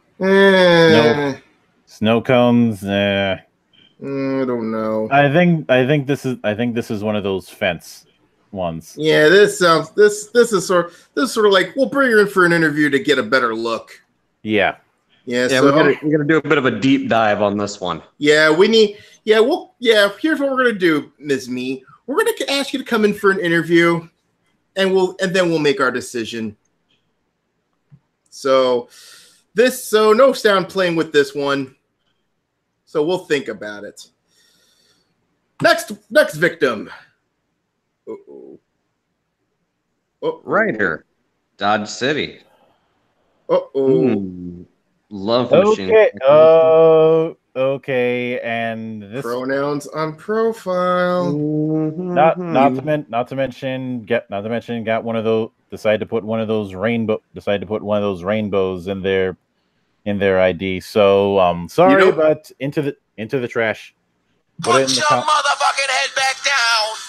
Get out of here. The compactor. Enjoy the rest of your career working at Starbucks. I think the giveaway was my cool video game job. Okay, next. Okay, got laid off at Telltale. Tall shaped gold retriever man, nacho enthusiast. It looks like he's got mental issues. And it looks like he's still wearing that helmet. That helmet. Although he is offering a bit of advice. Don't work overtime unless you're paid for it. Yeah, this guy actually seems like, regardless of whether I agree with him or not, philosophically or politically, doesn't seem like that bad of a guy, actually. Yeah, you know what? You know what, company? Yeah, that's some sage advice, and we are an equal opportunity company here at Monastery Incorporated. Mm-hmm. So, but I'd give him a shot. Let's give have him a week, see what he can do. All right. You retweeted Nick Monroe. That's something good. Okay. Oh, God. Talk about the slave pack. Well, the gaming industry's turned to a damn dumpster fire lately, so I can't really... He's not wrong about that one. So, Layoff Trilogy. Kickstarter for a game. You know what, Mr. Sabenka? Let's take a look at... Load up the Kickstarter that he's apparently been sculpting minis for. Let's see what he's got. All right. Although I am giving him a warning for saying Sea of Thieves is amazing, but maybe that was before it came out. So let's see. Streets of Steel, the side-scrolling beat 'em up board game. Okay, it managed to pass. Hit the campaign tab for it. Let's see what we got here. All right, okay. All right, let's see. Looks impressive. Doesn't look too bad. I could see myself running this. Mm. Got a nice retro feel to it. Yeah. Yeah, a little Streets of Rage thing, and that's his. I think that's the Mace he's designing. Yep. So let's see. You know what? Yeah, I think this guy passes. You know what? Got my vote. You know what? You don't sound too much of a problem, and you impressed us. So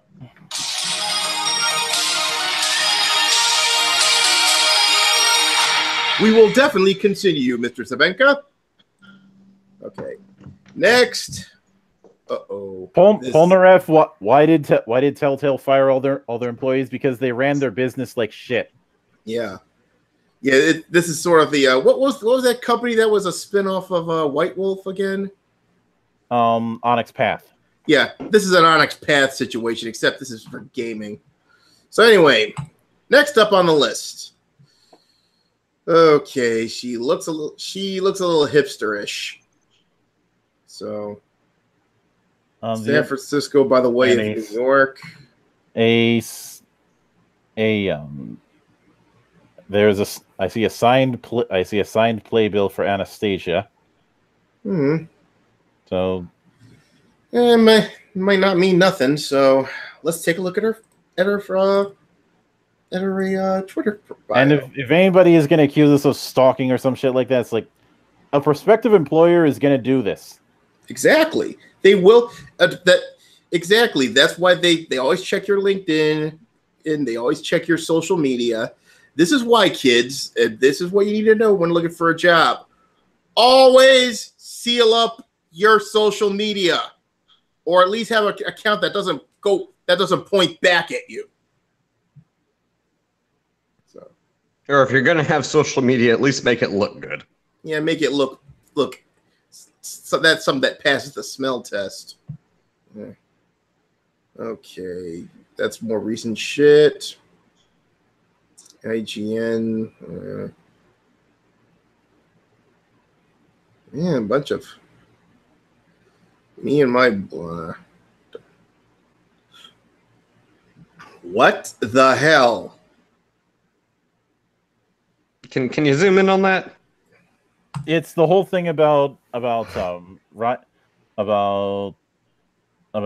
Black Panther director being the director for a Space Jam sequel. Oh, no. And 2018 is saved. That's a strike against you, Miss Liddick. Let's give her a chance. Keep going. Let's see what we can find here. All right. Birth, family, your chosen. Okay. Bunch of normie shit. Who are these motherfuckers?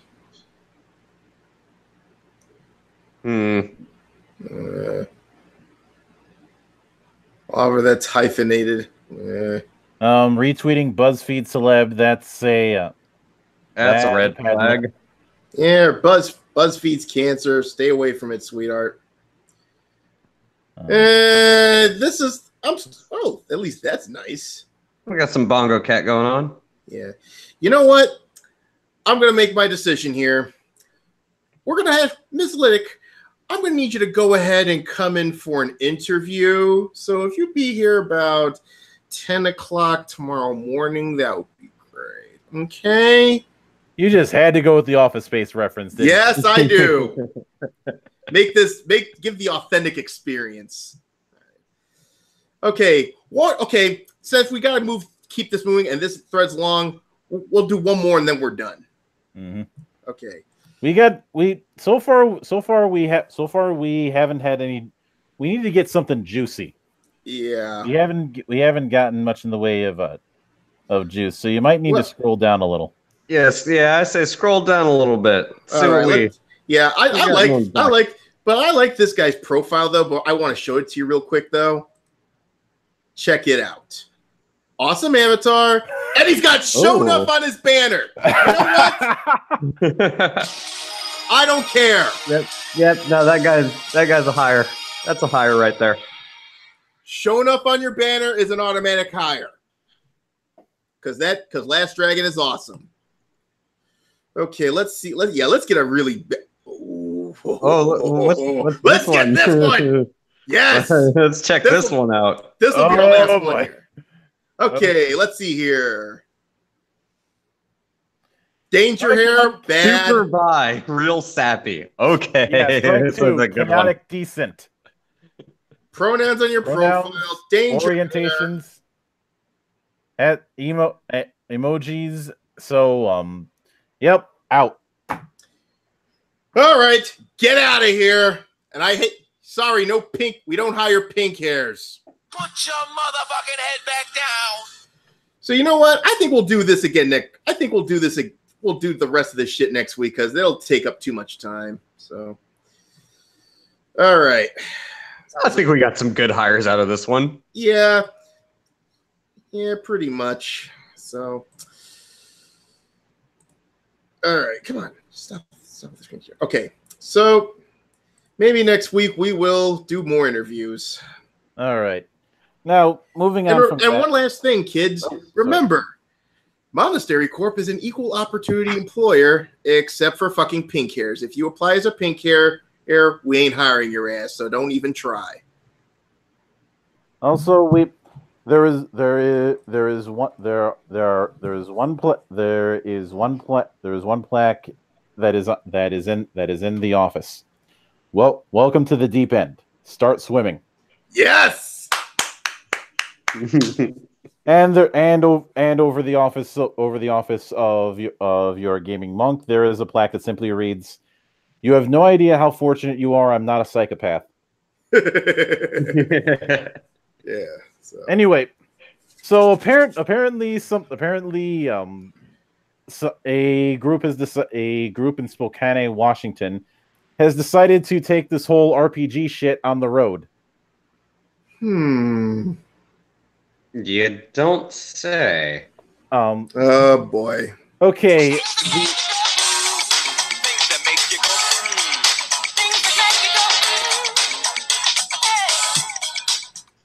The RPG trailer, also known as the RPG bus and collectively the RPG tour.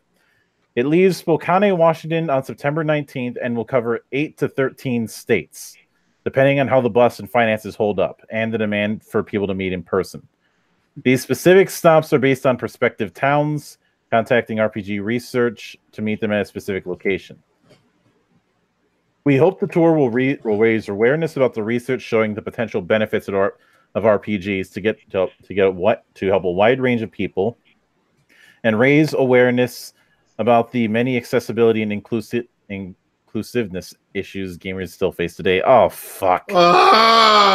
And this looked like such a good idea. It was sounding good so far. Then you got to put in all the fucking woke bullshit in there. Yeah, it's like the idea of somebody setting up a trailer and going from town to town, helping people learn how to play RPGs and helping kids learn, according to one of these pictures. I would be perfectly fine with supporting that. Hell, I should have stopped. Yeah, you should have stopped it right there. But and then I just got to go into the trash. It goes. Yeah, get out of here with that shit. At the very least, we have one thing that isn't going to let me down as far as wokeness, and that is one game that got announced fairly recently is Warhammer Chaos Bane. Now, Arch covered this a little bit when he showed the Peggy gameplay trailer, and this is more about the early days of the war against chaos. Okay.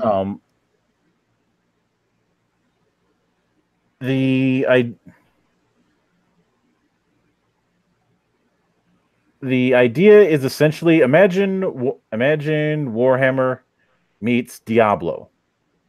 I don't know about that one.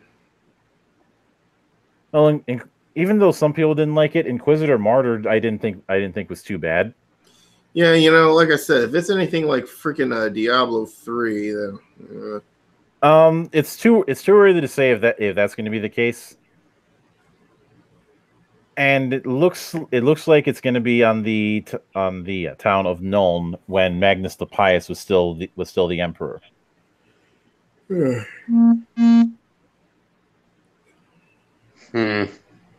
But yeah, this sounds like a bowl of mid to me. I'm willing to give it a shot because I'm kind of drained on 40K games, so I'd like to see some more stuff from fantasy. Yeah, it's a little change of pace.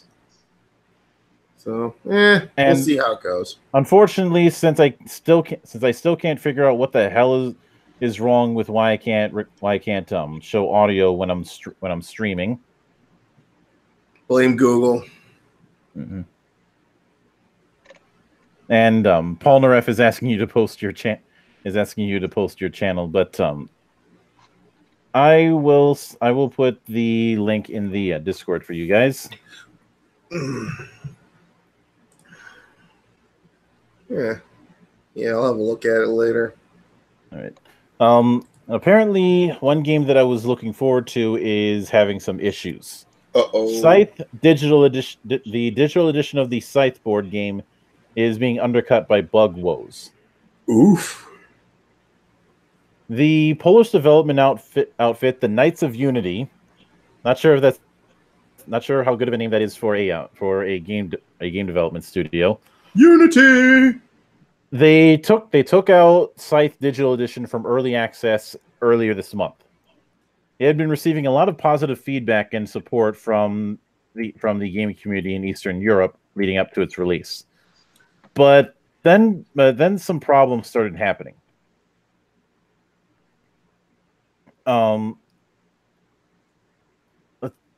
It went from very positive in early access to mixed. Ooh. They found something. Zanar had said thumbs down is what you get when your customer can't even reach the main menu due to bugs the game is riddled with, and support doesn't answer his email for 5 days. Refund and so long, Asmodee. Another user, Shadow Dancer, had said, on the whole, the game isn't worth $20 or $80 to $100 to play it with 4 to 5 friends remotely, which is sad because Scythe is a good board game. Hopefully, quality of life updates will be made and the game will be better, but I do not recommend it in its current form. Arachno Dragon had similar complaints, stating unintuitive options for setting up faction play or even casually playing online with friends. Saying, I purchased this primarily so I could play Scythe with my husband, but there doesn't seem to be any way to make a private game for online play. I don't see a way to invite friends into your online game either, and there is no LAN option. The solo play options seem nice, but the multiplayer is unintuitive and lacking the basic options found under play offline. You can't even choose a faction in online play. I'd really like something I can play casually with my friends. What it sounds like is that once you get down to the actual game, it's not bad, but it's the quality of life stuff that's the issue. Oh. I get the feeling what's probably going to happen is you're probably going to see somebody make a conversion of the board game and put it up on Tabletop Simulator. Yeah, because TTS is probably the one game I have on Steam that gets the most use, simply because of the sheer amount of board games I can access. Yeah, it looks like whoever's developing this, well, time to go back to the drawing board.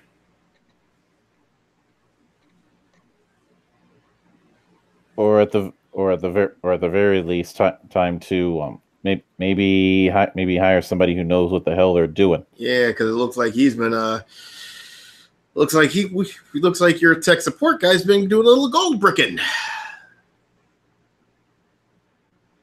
Yep. Now for some laughs. Let's talk about The Verge. Oh boy. So earlier this week, The Verge decided to put up a video that apparently was sponsored by Capital One, and I have to wonder if that's the reason why they took this thing down. Where they were going to build a $2,000 PC, and they got literally everything wrong. Yeah, we talked about this last week. Basically, The Verge is showing you how to build your own firebomb. Yeah, and the reason why I'm bringing this up is because there has been a bit of an update since the last we talked about it. Okay, for one, the liquid cooling thing, they didn't use liquid coolers, so that's out, Doku. Fail. Well, son of a bitch.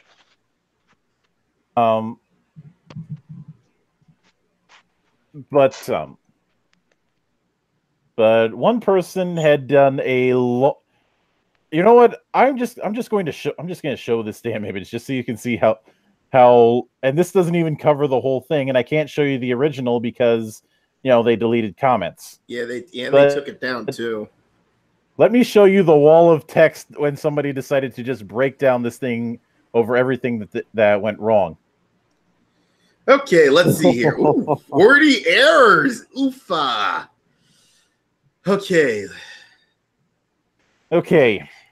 Those are cable lines, not tweezers. Swiss Army knife, really? Not a Phillips screwdriver in sight.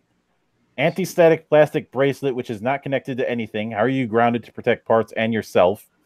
For video streaming, you recommend an i3 or i5. Please try a stream with less than 4 cores and see the result. Opening all the boxes gets people confused. Open the box which you need at the time of build. Adding the motherboard and the PC case. Know you add CPU and RAM to board, as it's easier to do so while motherboard is an open source. Reason for choosing. Oh, I learned that that situation, added the motherboard to PC, that step right there. I learned that one the hard way one time. Yep. Reason for choosing board. All top tier Z370 chipset motherboards have NVM support and Bluetooth. So why was Asus chosen? The brace is called an IO shield. As you said, be careful with the motherboard earlier. You then rest the motherboard back solder back of the motherboard. Back solder back of the motherboard on the motherboard rinsers and scrape it across to I/O shield. There's an internal screaming moment. RAM, lights, and fast 266 megahertz. The Asus Z370 supports RAM up to 4500 megahertz. 2666 megahertz is almost half speed. RAM installed incorrectly. Dual channel uses DIMM 01 and 03. SSD chosen because don't want to deal with wires. Check end of build and tell me how cable management. No mention of additional mechanical drive storage. Installation of GPU hinders install of CPU and other components. PCI Express slot, not lane. Pick the top PCIe Express slot because does not want to cover SSD because it looks nice. Not check manual to find out which has the full 16-bit PCI Express lanes, which is best for his GPU. Oh, those are not brackets. They are extensions. They are expansion slot covers. PSU 850 watts for a system that is a GPU that draws 180 watts. RTX 2080 Ti will top 300 watts, so you would not have to upgrade it even if you had a quality 650 watts PSU. Power supply is not a brick. Those are not insulating pads. They're there to minimize vibrations when PSU is operating. Power supply will not short circuit if it comes in contact with metal case. This is why it has a case built around the PSU components. PSU installed backwards. This case actually has to vent. Did they check for holes in that damn thing? Good God. The case actually has to vent holes on the back, so it's designed for the PSU to face out so fan can suck in cold air. You've got it sucking warm air from the PC case. Oh my God. Use the wrong screws. The screws you used are to install fans to radiator. There are a separate set of screws to screw the radiator. You can ask, did you bend the radiator fins as you tried to screw through with a 30 millimeter screw to a 5 millimeter space blocked space? A line incorrect. Not all PSU comes with a big bag of Velcro cables. Oh God. Not daunting if you check the manual to find that you just need three to four cables for your build. Matching the cable to the motherboard and PSU. Wrong. Each end of the cable needs to be checked, as only one side will connect properly to PSU, while the other to the motherboard. You missed the EPS power cable for the CPU, which is 8-pin, SATA power cables for you, AIO, and PC Express power cable for GPU. Exposed CPU socket holder, not holder, or slot. If you check the CPU and motherboard, you would find a triangle on one of the edges that is used to align the correct orientation of the CPU installation. Incorrect. Not every CPU cooler comes with pre-applied thermal paste. Mine didn't. Pre-applied thermal on the cooler is more than enough, hence it's been pre-applied by the manufacturer. Incorrect. It's not good PC building practice to add more thermal paste to existing pre-applied thermal paste. Good PC building practice to clean off the and there it cuts off. I don't know what the rest of it is. There's also the fact that he used League of Legends as his benchmark and sucked at League of Legends.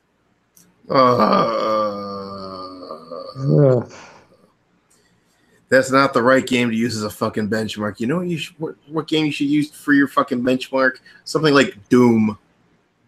Yeah. Hell, I ended up using Total War Warhammer as a benchmark for mine because what I didn't realize when I bought the CPU is that I got a free Steam code for the game. Nice. I was gonna get it eventually. It just sped up the effort. That's a funny story because I had when I rebuilt my computer back in 2015, one of the GPU, I think I was a little late getting it, but if I got it early, I would have gotten like a free copy of Metal Gear Solid 5. So they played you like a damn fiddle. No, I was too slow. Congratulations, you played yourself. Exactly. But Nili Patel decided to respond when it came to pulling the thing, and he said, Last week, The Verge published a video on how to build a gaming PC. Today, we're pulling that video off our YouTube and Facebook pages because it contains minor factual errors. No, Minor factual errors. Too much thermal paste is not minor. That is a fire hazard. Remember what I was telling you last week? Putting your power supply in backwards is not a minor error. That you're gonna brick $2,000 worth of equipment. Brick 2,000, yeah, and like I said, start a fire. Mm-hmm. Oh, also don't worry about grounding yourself or having some those static gloves or anything like that. Just go ahead and plug that power supply right in, see what happens. Yeah, use freaking rubber. Yeah, I mean to be fair, you have to keep touching the case to make sure you ground yourself. Mm-hmm. But like I said, if you really are sure that you're not gonna get electrocuted, you better wear some rubber gloves. It's only 120 volts. What's the worst that could happen? Yeah, really. Says every Darwin Award winner ever. Well, you know what they say. It's not the volts, it's the amps. Yeah. Yeah, semantics. It'll be fine. Just go ahead and plug it right in. Then they go on and say, today we're minor factual errors that in some do not meet our editorial standards. I wonder if Capital One got mad at them. Yeah, I also want to reiterate that The Verge has zero tolerance for internet harassment campaigns. Oh, fuck off. Shut up! What the hell? Yeah. You know what? Verge? Those darn internet trolls trying to tell you not to do something that might potentially light your house on fire or stop your heart. You know what? Verge? Troll. You know what, Verge? Put your motherfucking head back down. Excuse us for, not wanting to watch somebody get killed because they're a stupid 15-year-old watching your video trying to build their own PC. Yeah, and you know what, Verge? Shame on us. We're also trying to help you. You want to know why? Because if we didn't step in and told you where you fucked up, someone might have followed your stupid advice, either electrocuted themselves to death or burnt their house down, and them or their relatives, if they're dead, would sue you. Mm-hmm. Ugh. Fuck, I built my own PC without any experience, and I know half of the shit. Yeah. And I'm by no means an expert.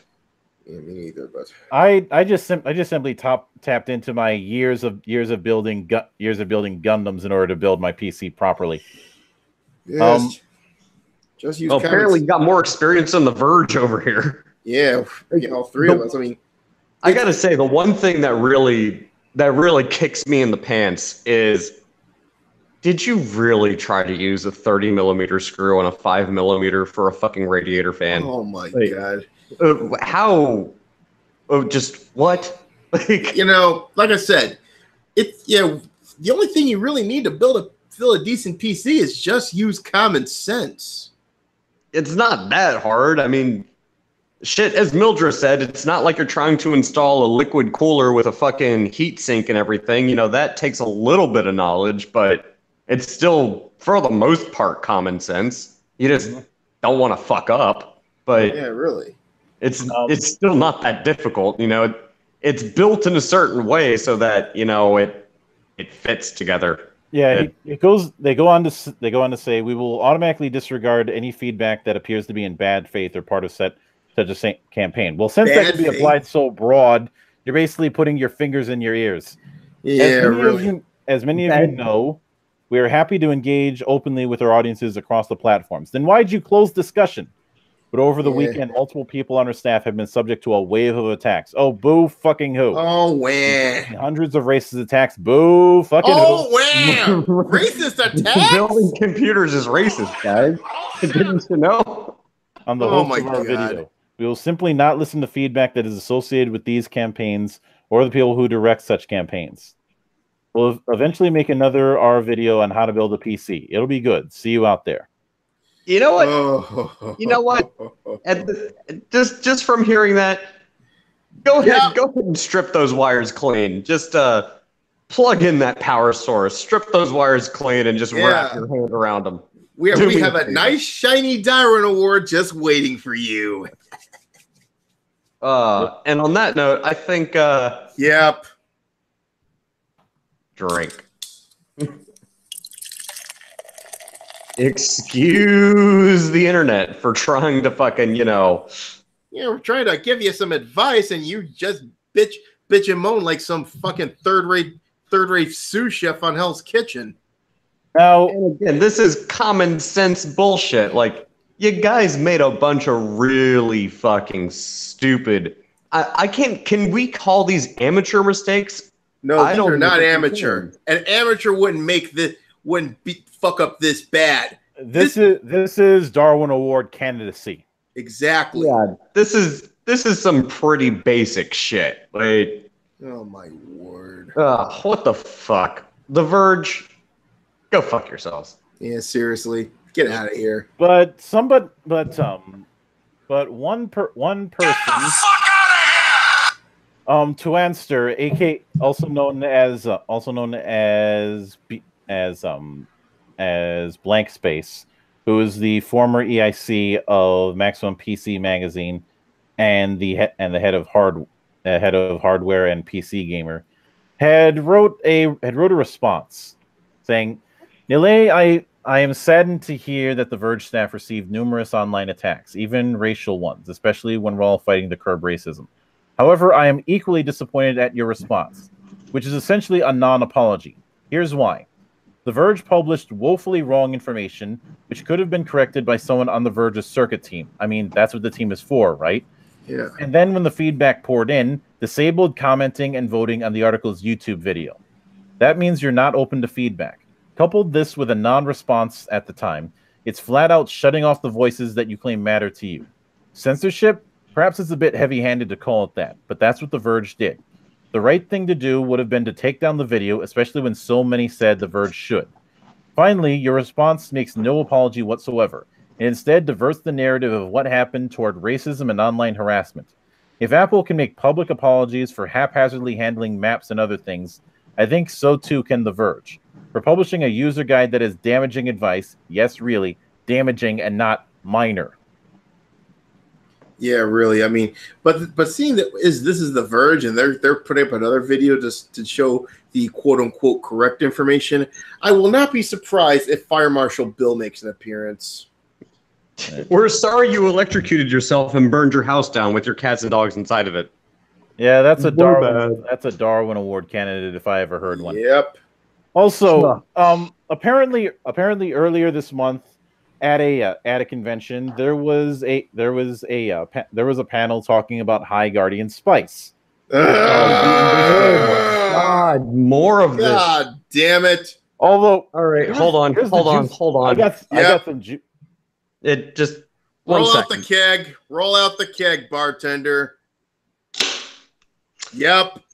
All right, let's jump down this fucking rabbit hole. What we have is something juicy, because apparently at this panel it was a no recording allowed panel, which is kind of confusing because it's not like you're seeing some kind of spoiler. Yeah, we know why it's no recording Somebody allowed. was there and was kind enough to put up a paste bin of their experience. Oh, do tell. Okay, first thing he said is no recording allowed, would be escorted out if caught. Not sure if they meant from the panel or from the con, but given the security guard at the first checkpoint of the event told us not to record in the panel rooms, leaning towards ejected from the con. No Q&A in the panel. Told this from the start. The show was originally conceptualized by Ray Rodriguez in 2013. We know it was pitched to cartoon studios at the time and was rejected. Let's see, what was shown? Crunchyroll Originals, showing a snizzle reel that we saw. Judging from the various styles, the studio is Elation Studios, with one office in LA and one in Tokyo. The shows are coming out in 2019. Other shows being in production were already mentioned in a post shortly after High Guardian Spice was announced, but no other information was given. Sizzle reel, shown a reel of very rough animatic snippets, backgrounds, and a short 3-second animation of the two primary characters riding a broom and then jumping down. Let's see, a PowerPoint showed turnarounds of the 4 main characters, stills of 4 teachers, work in progress of 2 classmates, and backgrounds. Let's see. How to be a hero story. it's a lot. The story takes place at a magic academy. There will be dragons. Story is heavily influenced by D&D, and characters are D&D archetypes. Most all the names are derived from plant names, both scientific and botanical origins. We figured that out. The nature of magic in the show is quite dynamic, according to the poster. The show is define dynamic. Yeah, doesn't say. The show is built from the team's high school experiences as teenage outcasts, but accepted in certain groups.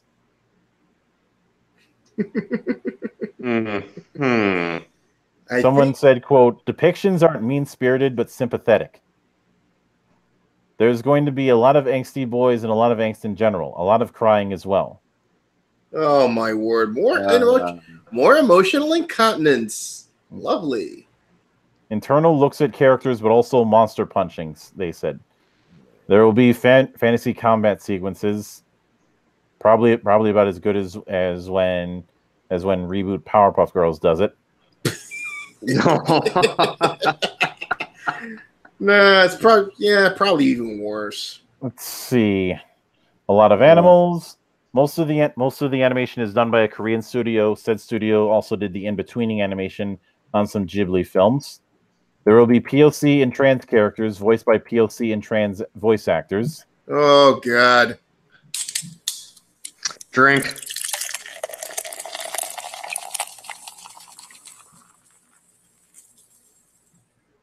A lot of cats are in the show. Some are magical beings, and there are transforming cats. The theme of hidden identities was brought up when talking about the shape-shifting cats. Cats, of course, because they're fucking cat ladies.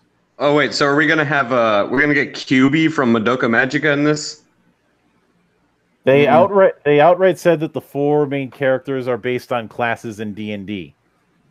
And the main one, one of the main ones, Rosemary, was conceptualized from the creator's ideal self-image as a cool magical girl from when they were a kid. Specifically Hikaru from Magic Knight Rayearth, before realizing they were trans.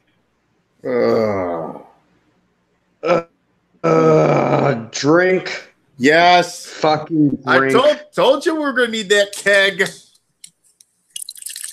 Let's see. Apparently one of the teachers is a monk, so fuck you. Yeah. Stealing his also drink. Gimmick infringement. A quote-unquote hot tiefling teacher shown briefly in animatic. Class taught, not given. You know, what is up with all these damn pink hairs and tieflings? Huh? I enjoy some of the potential that it can have, but I get the feeling that what I see in them and what they see in them are not the same thing. They are probably seeing some edgelord shit, whereas I see descendants of a fallen empire trying to redeem themselves. So basically, I think Mr. Montoya could explain why their definition of tiefling. You keep using the word.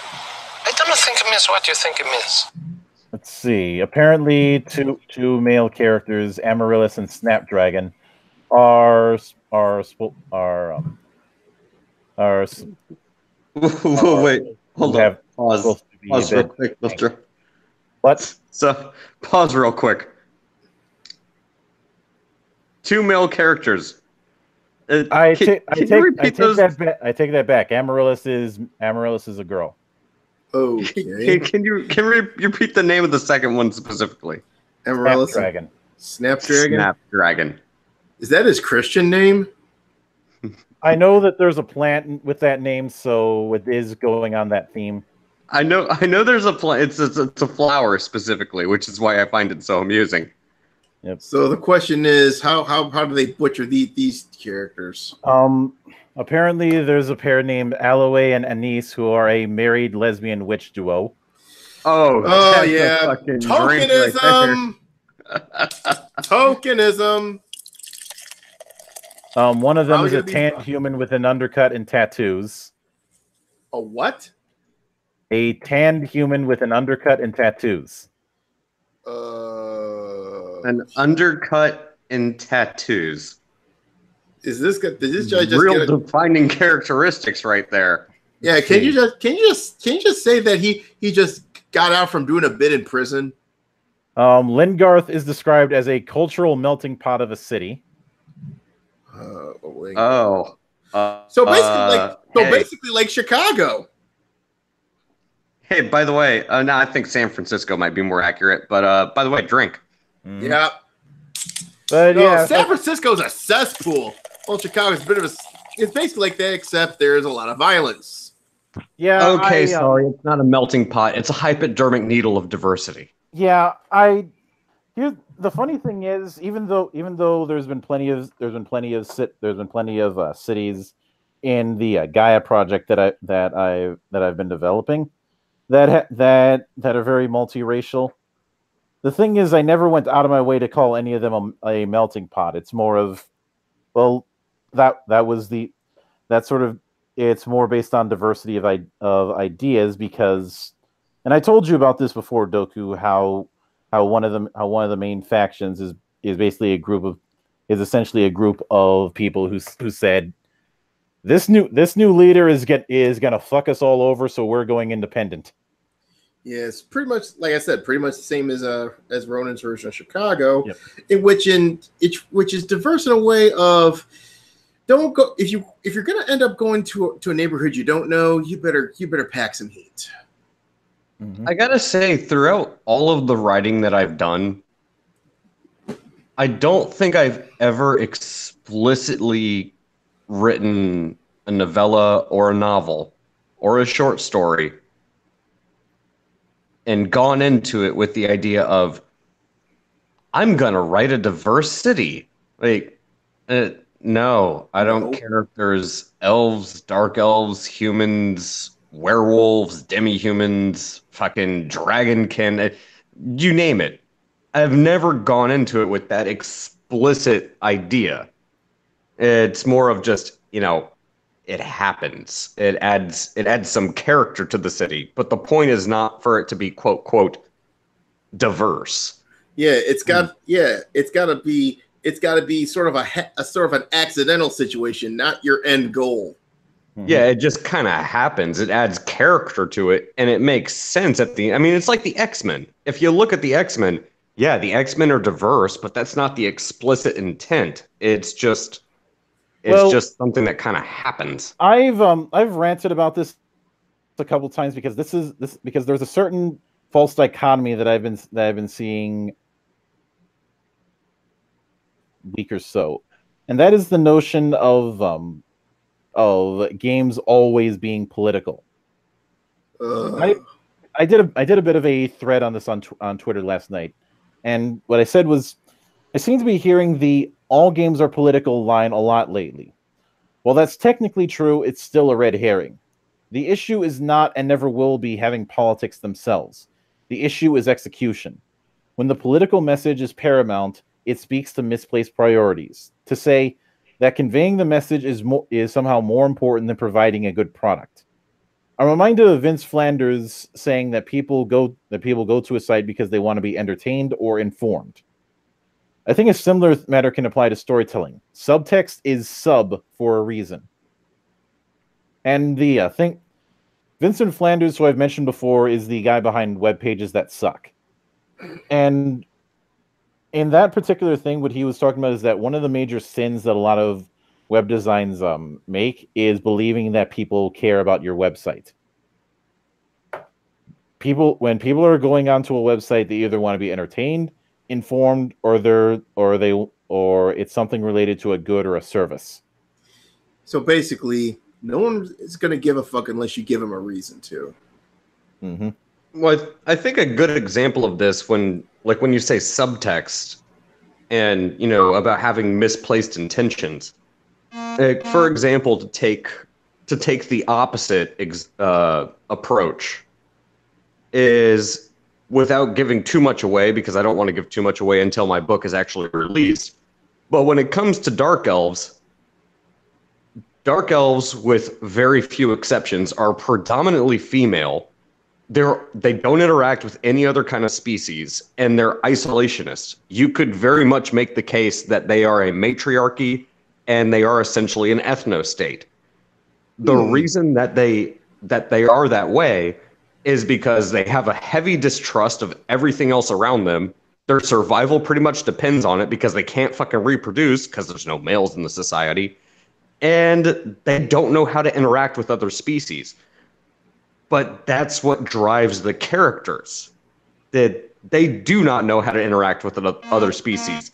So when there is an instance where they find, say, a human, they really just don't know what the fuck to do. But also at the same time, they're extremely aggressive and somewhat sadistic and kind of hypersexual. Hence, because again, they can't reproduce. So yeah, you're talking about a species that is predominantly female and isolated from the rest of the world. What do you think's going to happen when they actually encounter, say, a human male? Yeah, pretty much makes sense. I think I know the end result. I've seen a lot of hentai with that scenario. Okay, we're not going to go that far with it, but yeah, you're on the right track. But again, it makes sense. Like, the point is to not preach a political message. It just makes sense from the way their society is structured. Yeah, and that's another. Like I said, it's like for stories that have a political subtext, you know what you need to do? Yeah, at least keep it relevant to the story and don't shoehorn shit. I'd say a good example of what you should do is consider how RoboCop has done it. Oh yeah, RoboCop. Very good example. That and very, very good example. Or Judge Dredd, actually. Or better yet, Escape from New York. Don't forget that's another good one. Hey, you could even throw Blade Runner in there. Yeah. I could, although the problem I have with throwing in Blade Runner is the fact that, well, as Harrison Ford pointed out, he was playing a detective, but he didn't have any detecting to do.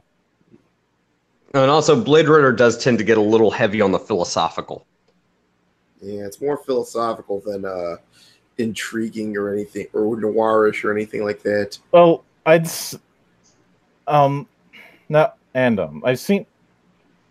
and I don't want to diverge too much on this, but I'm going to say that as far as the film goes, I enjoy Blade Runner 20. I enjoy Blade Runner, but I do think Blade Runner 2049 deserves for credit for telling its story better. Yeah, I've heard a lot of criticism about 2049, but personally, I think it's a great film because it does ask those kind of heavy questions where it's not a film you go into to just, eat popcorn and drink beer. It's a film that you really need to pay attention to kind of understand its message. Yeah. But something that you do have to go into is you can't go into expecting a carbon copy of the original. If you do that, you're gonna screw yourself over. Anyway, now the next geek that I have is once again from Microsoft. Here's the thing. All right. People were really hopeful when Halo Infinite was announced because it seemed like it was going to be a return to form after the divisiveness with Halo 5 and the utter shit that was its campaign and the inconsistency that was its multiplayer because they kept changing shit. Keep open. But then Microsoft puts out a job application that is causing people to tilt their heads a little bit, to activate their almonds, to get the noggin jogging. Percolate those pistachios a little bit. Yeah. This job is coming straight from their careers page. It is called an online experience design director. What? 343 Industries is looking for an experienced online experience design director. I have never heard of that job before. To lead and join our Halo team. This is an exciting and rare opportunity for you to impact the future of one of the industry's most successful franchises through your creative and leadership skills. The OE design director will be a part of the core team that defines and drives the design vision of the game while being a source of inspiration and leadership for the entire team. The ideal candidate. So you're hiring a muse? This gets better. The ideal candidate possesses boundless imagination, a deep understanding of the game development process, the ability to ideate. Don't know what that was supposed to be. Combined with the skills to communicate and direct the design efforts of the team. The ideal candidate must have a great passion for games with social features, a desire to build a strong community, as well as a deep understanding of various business models found in both mobile and AAA games. So basically what they're looking for is Rain Man.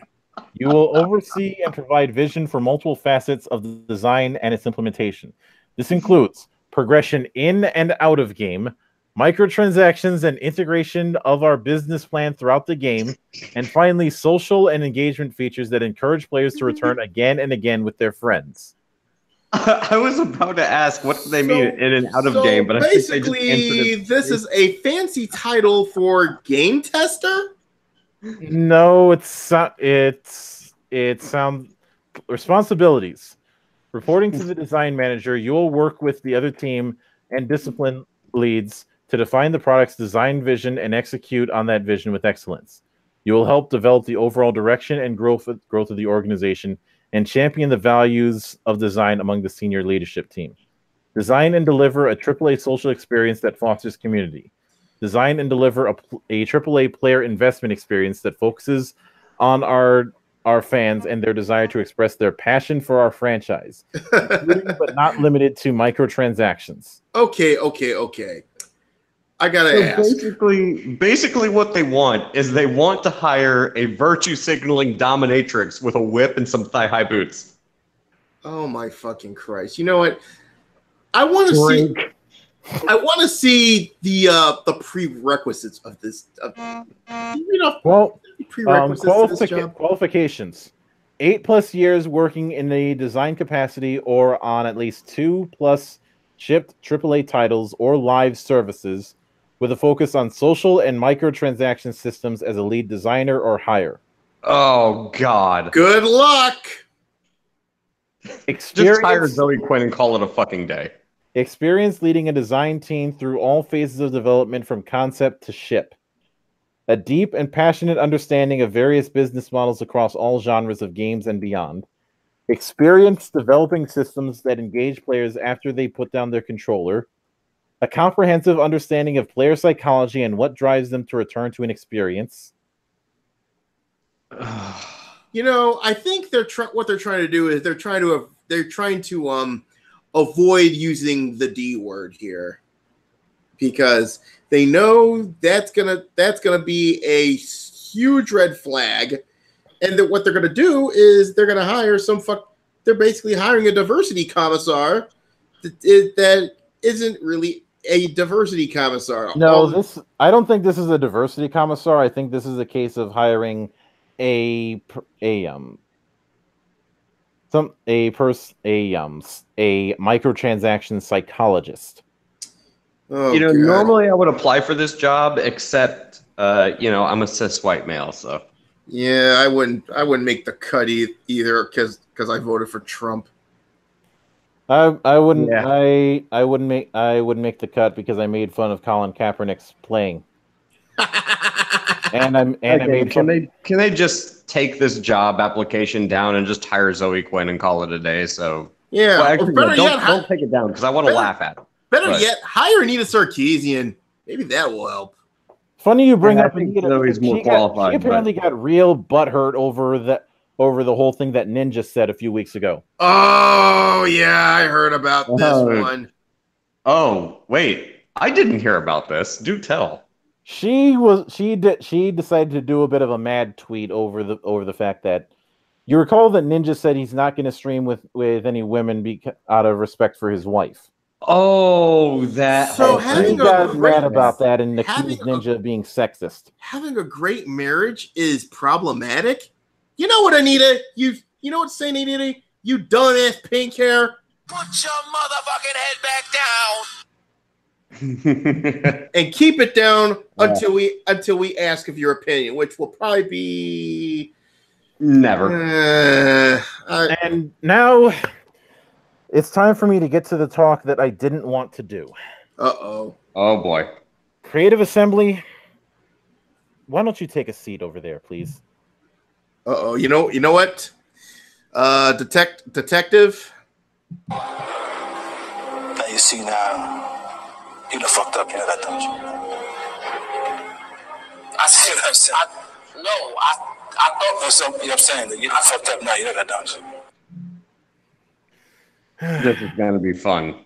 Oh boy. Total War Rome 2 dev defends female generals, says if gamers don't like it, don't play. You fucked up. This is Battlefield 5 all over again, kids. Over the course of the year, Creative Assembly have been updating Total War Rome 2, issuing balance patches, modifying certain maps, and changing some of the political leaders and generals in the game with retroactive modifications. One thing that gamers noticed is that half their generals and leaders began turning into females, and that more and more of their generals started having darker skin tones. When the developer was called out for changing the game and that the company was trying to utilize historical revisionism to change demographics, Creative Assembly's Eliza McDonald responded by saying that their games are historically authentic, not historically accurate. Those are the same fucking thing. Same words, you idiot. This all started. You know what? Pause real quick. Yep. Yeah. Mm-hmm. When forum posts began popping up, question why so many of their generals and leaders were magically turning into women. Some users were aware via the review scores on the Steam page, with gamers like Chaos Puppy writing, when some fans voiced concerns that there were elements to Rome 2 that were grossly historically inaccurate, like over 50% of your generals women, Creative Assembly told their fans that their games were not historically accurate, and if they didn't like it, not to buy it. So if you're looking for a simulation that tries to offer the strategies, tactics, and experiences of the antiquity, this game may not be for you. No, it's more like you got woke. He isn't wrong on the matter. The issue spilled over onto the forums across multiple threads. In one thread that was eventually locked, community manager Ella McConnell made a post on August 13th telling gamers that if they don't like the generals and leaders being replaced with women, they can either get a mod or stop playing because Creative Assembly makes historically authentic games and not historically accurate games. You know... you know what? Inigo, can you please tell them their use of the word authentic? You keep using the word. I don't think it means what you think it means. And once again, it is time for another edition of Logical Fallacy Theater. Yes. This time it is a weasel word, also known as an anonymous authority. An informal term for words and phrases such as researchers believe and most people think, in which arguments appear scientific or specific or meaningful, even though these terms are at best ambiguous and vague. Using weasel words may allow someone to later deny any specific meaning if that statement is challenged, because the statement was never specific in the first place. Weasel words can often soften or understate a biased or otherwise controversial statement. An example of this is using terms like somewhat or in most respects, which make a sentence more ambiguous than it would be without them. So basically, it's euphemisms. Try to make them sound more intelligent. But you know what's so irritating about this this diversity push? If you look at history, there have been women who were exceptional, especially when it comes to, strategy, raising morale, things like that. And when you want to make 50% of your generals female for the sake of, my wokeness, it completely undermines the actual achievements of women who were legitimate badasses. Like, why the fuck would I care about Jeanne d'Arc? if, Caesar was a chick. Really. It's fucking ridiculous. And I know somebody's gonna bring up, but what about the Fate series? Except in something like the Fate series, they're not trying to pretend to have some kind of authenticity, and it's not even and something like Fate isn't even about the actual stories. It is about the mythos that people have created about these figures. Yeah, and it makes sense for the fucking story. And don't get me wrong, yes, there is the purpose of fan service, but at the end of the day, it's not just there because, diversity. Yeah, No, really. it's there because, well, that's kind of the feel of the story. It makes sense.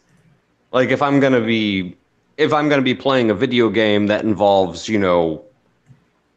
let's say I'm gonna be leading an army of undead, and my commander happens to be a female vampire or necromancer that can fucking raise the dead, and just so happens to be female. Well, as long as it makes sense, guess what? I really don't give a shit. Yeah. Just as long as it makes sense. I just don't want my diversity shoved down my throat about it. Yeah, shoehorning. Never shoehorn shit.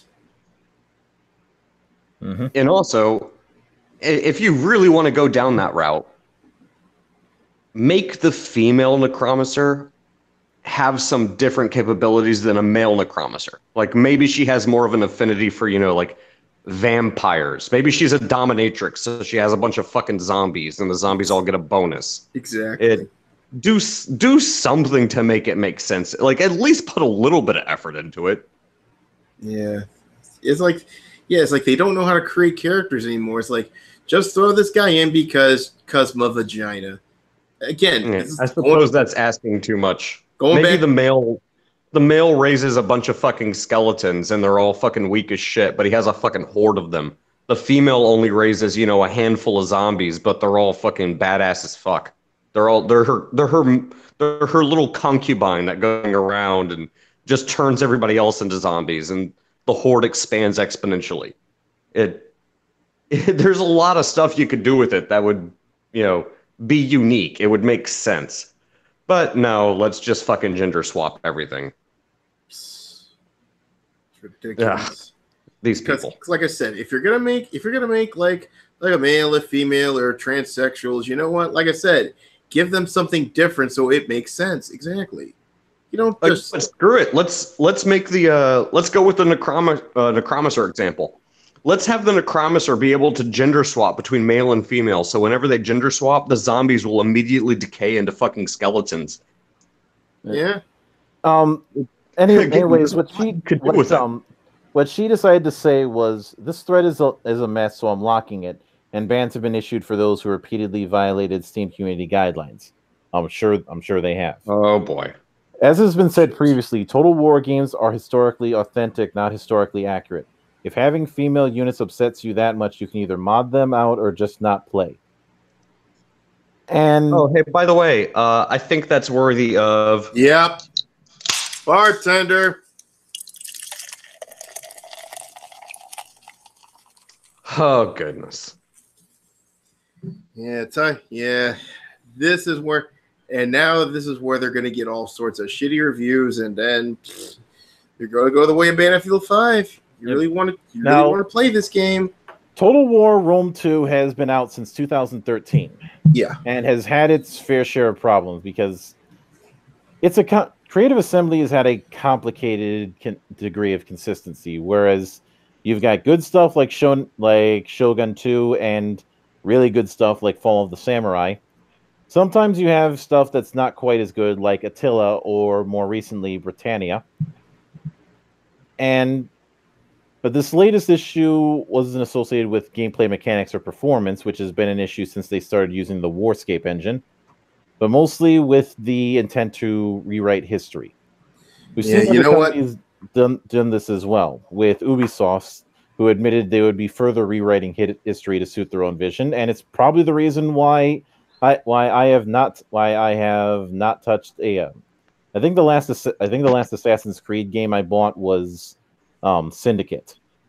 Yeah, that's another problem with Ubisoft. Like I said, it's like all these game companies it's very Orwellian if you think about it. You're trying to rewrite history to fit your fucking woke bullshit. That's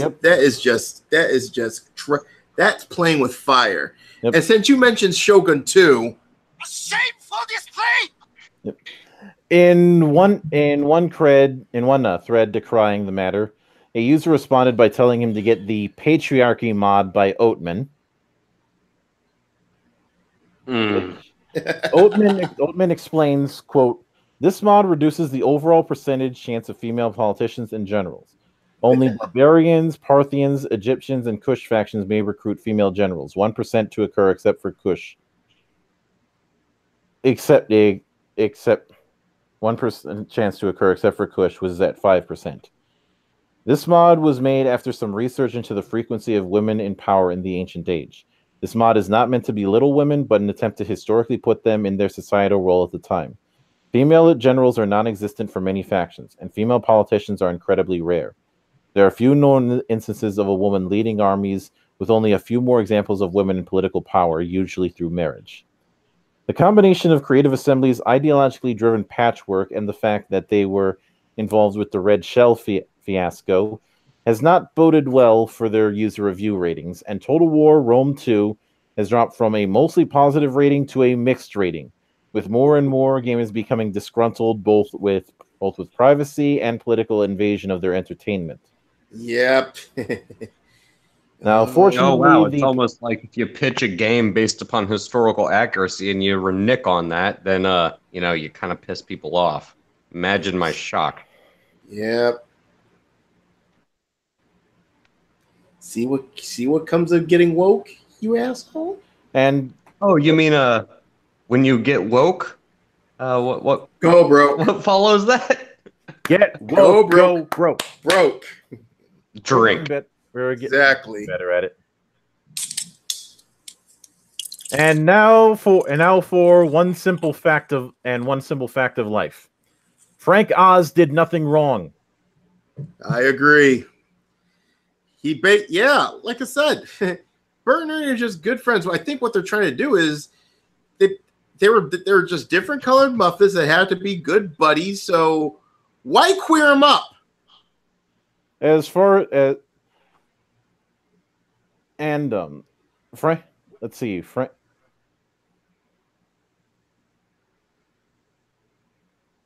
Let's see. Sesame Street writer Mark Saltzman told Queerty. Oh God, that's a cringe name. In an interview published on the 16th that Bert and Ernie were gay. After joining the TV show production back in '84, he explained to Queerty that he was already full-fledged gay, and they intended to portray his lifestyle through the puppets in a kids show. Even though kids have no concept of gender. Exactly. In the interview, Saltzman tells the outlet that he used Bert and Ernie as a way to relate to his own gay relationship. Except this isn't your story. Exactly. See, here's the thing about the Muffet thing, and I gotta I've heard this. If that's the way you write a character, and that's the only way you can relate to it, I can understand that. But if you take it to the point where you feel the need to inject your sexuality into the way you write the character to the extent that, well, Bert and Ernie are gay. Like, no, it's a fucking kids cartoon, dude. It has nothing to do with whether and like what you do in the bedroom. That's not the fucking point. They're best friends. They say it in the frickin' I can't call it a cartoon, but they say it in the frickin' show, like, you're my best friend. Like, okay, yeah, they're friends. They're good friends. You don't need to inject sexuality into it. You should not inject sexuality into it. It's a fucking kids cartoon. You damn degenerate. Yeah, really. It's like, yeah, it's going back to that whole In Living Color sketch where Jim Carrey's basically going around saying, "Hey, guess what? I'm gay." That's basically what it kids is. don't understand it, nor do they care. They just write. If that's the way you view it personally, there's no reason for you to come out and speak about it publicly. There's no reason for you to explicitly state it. Just write the character and teach kids how to count from 1 to 10. That's all. That's your job. You had one job. Yeah, reading, writing, arithmetic, buddy. Not. Don't inject your goddamn woke bullshit from an early age. I mean, it's like, for all their talk about cigarette companies doing this kind of shit, they're sounding a little bit like hypocrites. Yeah, just a little bit. Just tiny, weensy little bit. Maybe like there might be an agenda here that they're trying to push that they don't want to necessarily admit to. Well, it's at least some. I'll give it to some of these fucking pink hairs and woke and dead. At least some of them admit it outright. Hey, you know what? I have more respect for the idiots that actually admit they have an agenda than the ones that try to pretend they don't.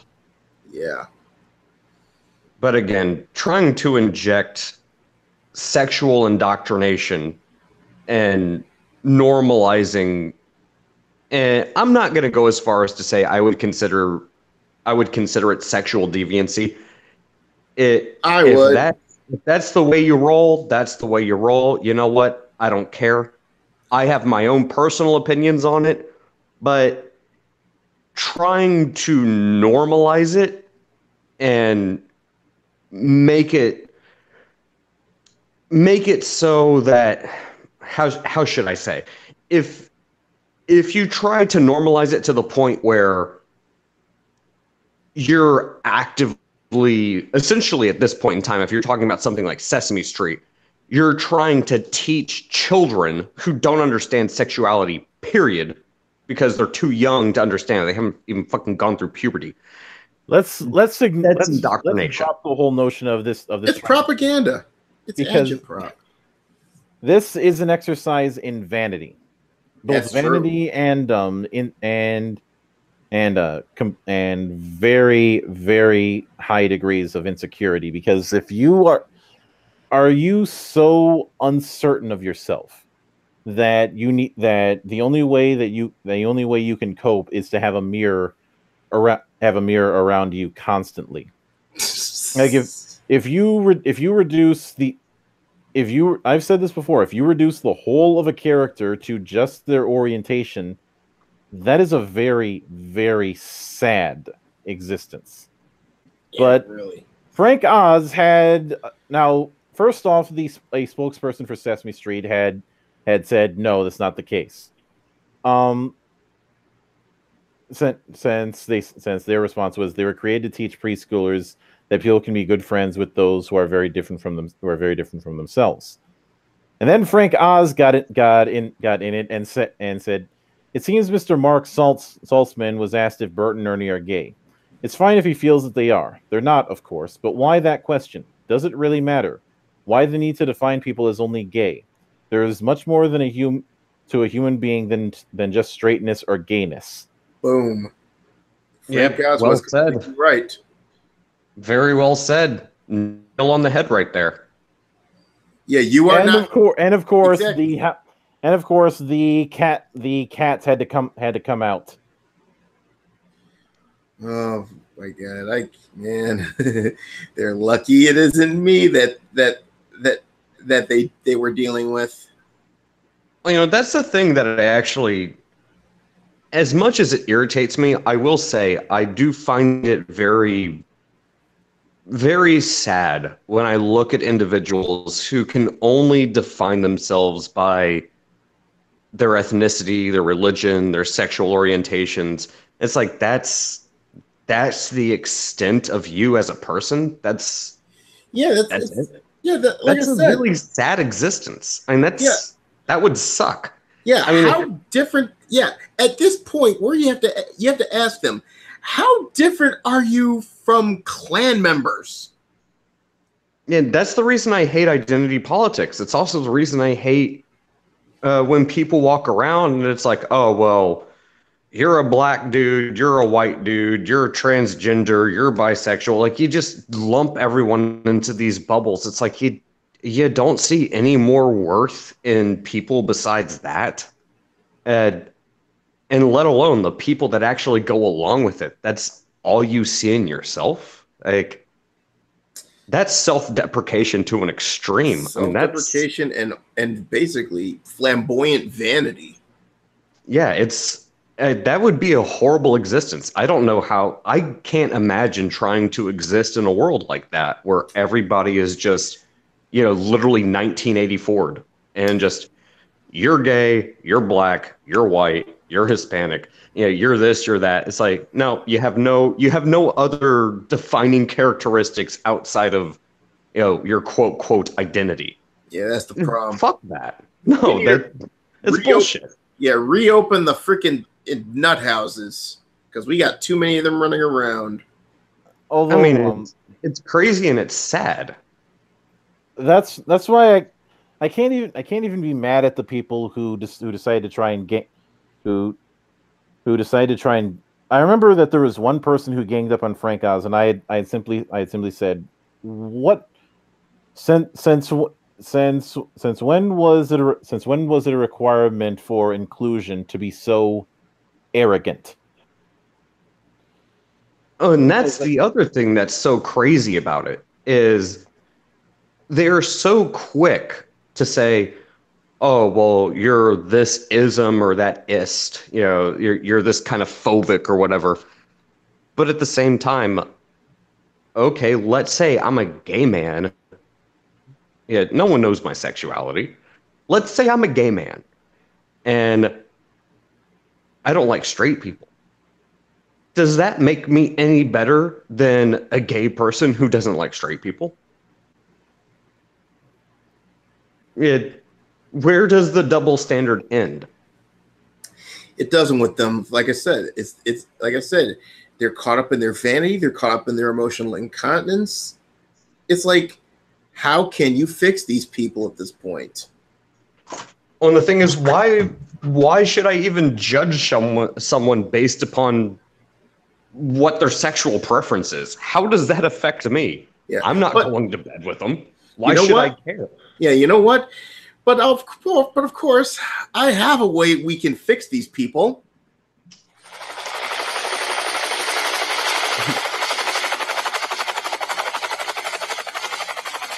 I don't know. Is it a Black Hawk or a Seahawk? I prefer the Seahawk.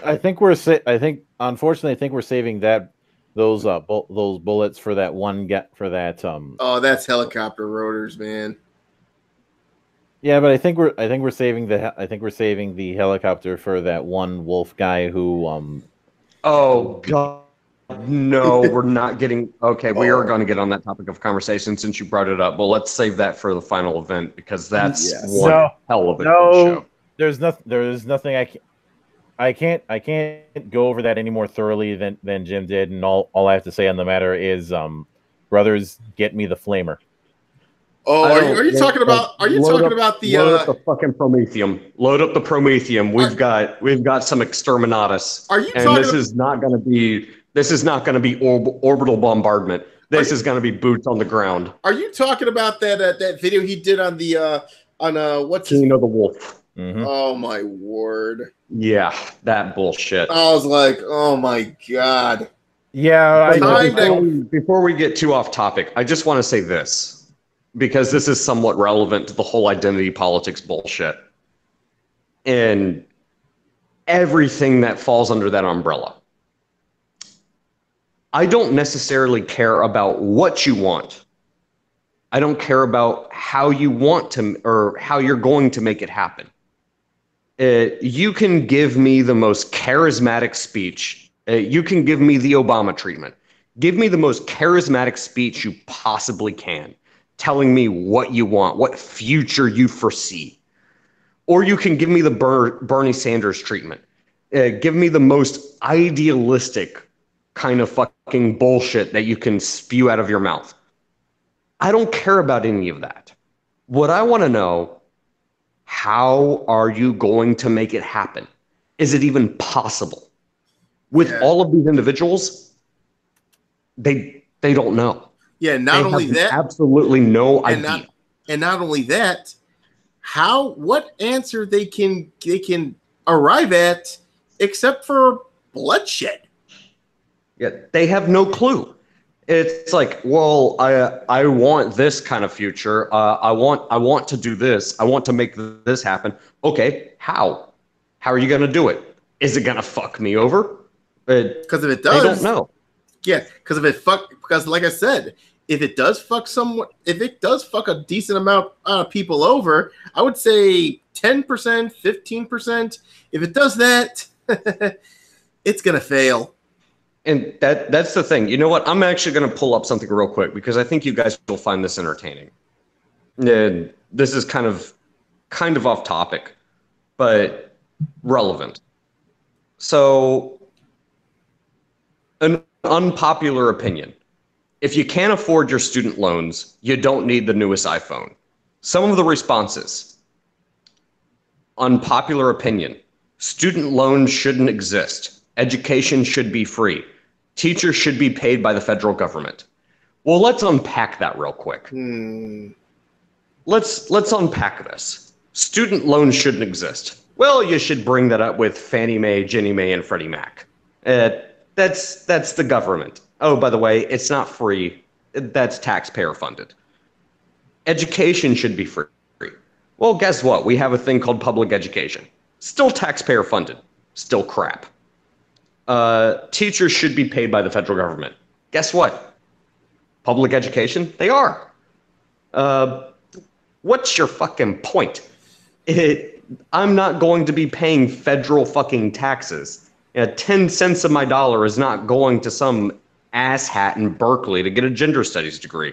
So you know what? Yeah, it's not free. The money has to come from somewhere. So completely pointless statement. Yeah. Here's the statement that really grinds my gears. I'm not going to state who this came from. People's personal finances are not my business. Sometimes upgrading after your phone breaks is a better option.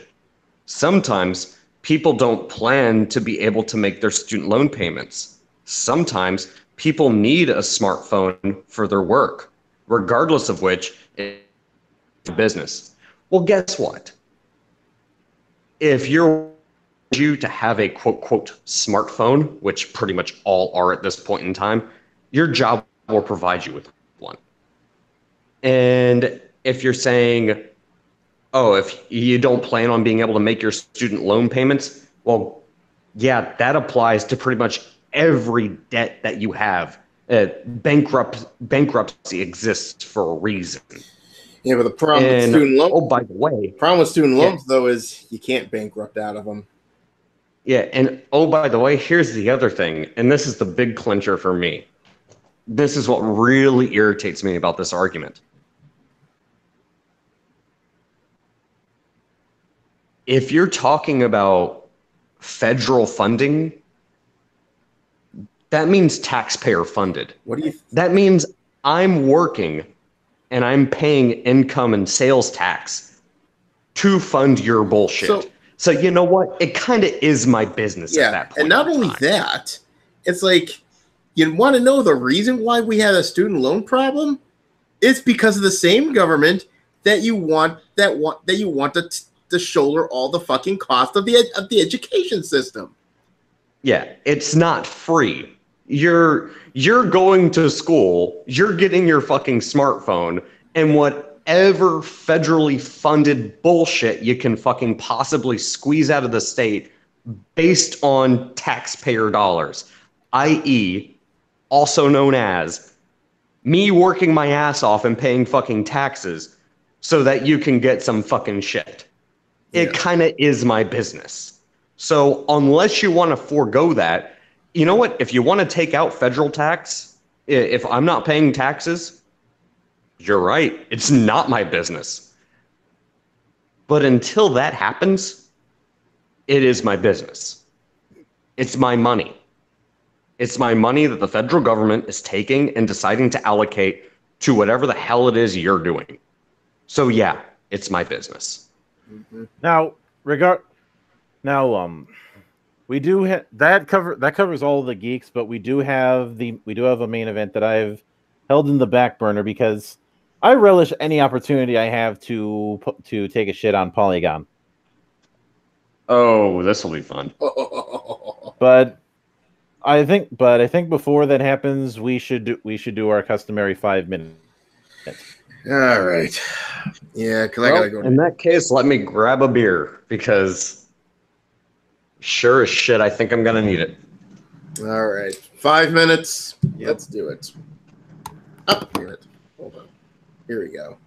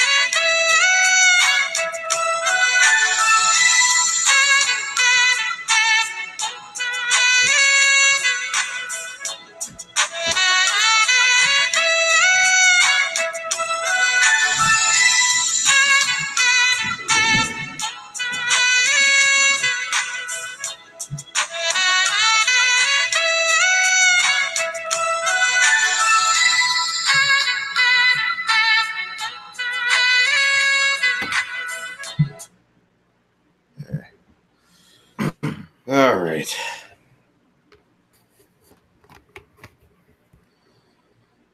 Oh boy, I'm sure that Polygon article's pretty goddamn juicy. No, there's no doubt about that. Yeah. Well, let me once again set up screen share. All right. Okay. Ready when you are. Let's dive down this fucking rabbit hole. Okay. And here we go. Okay. Take us in, Hogan.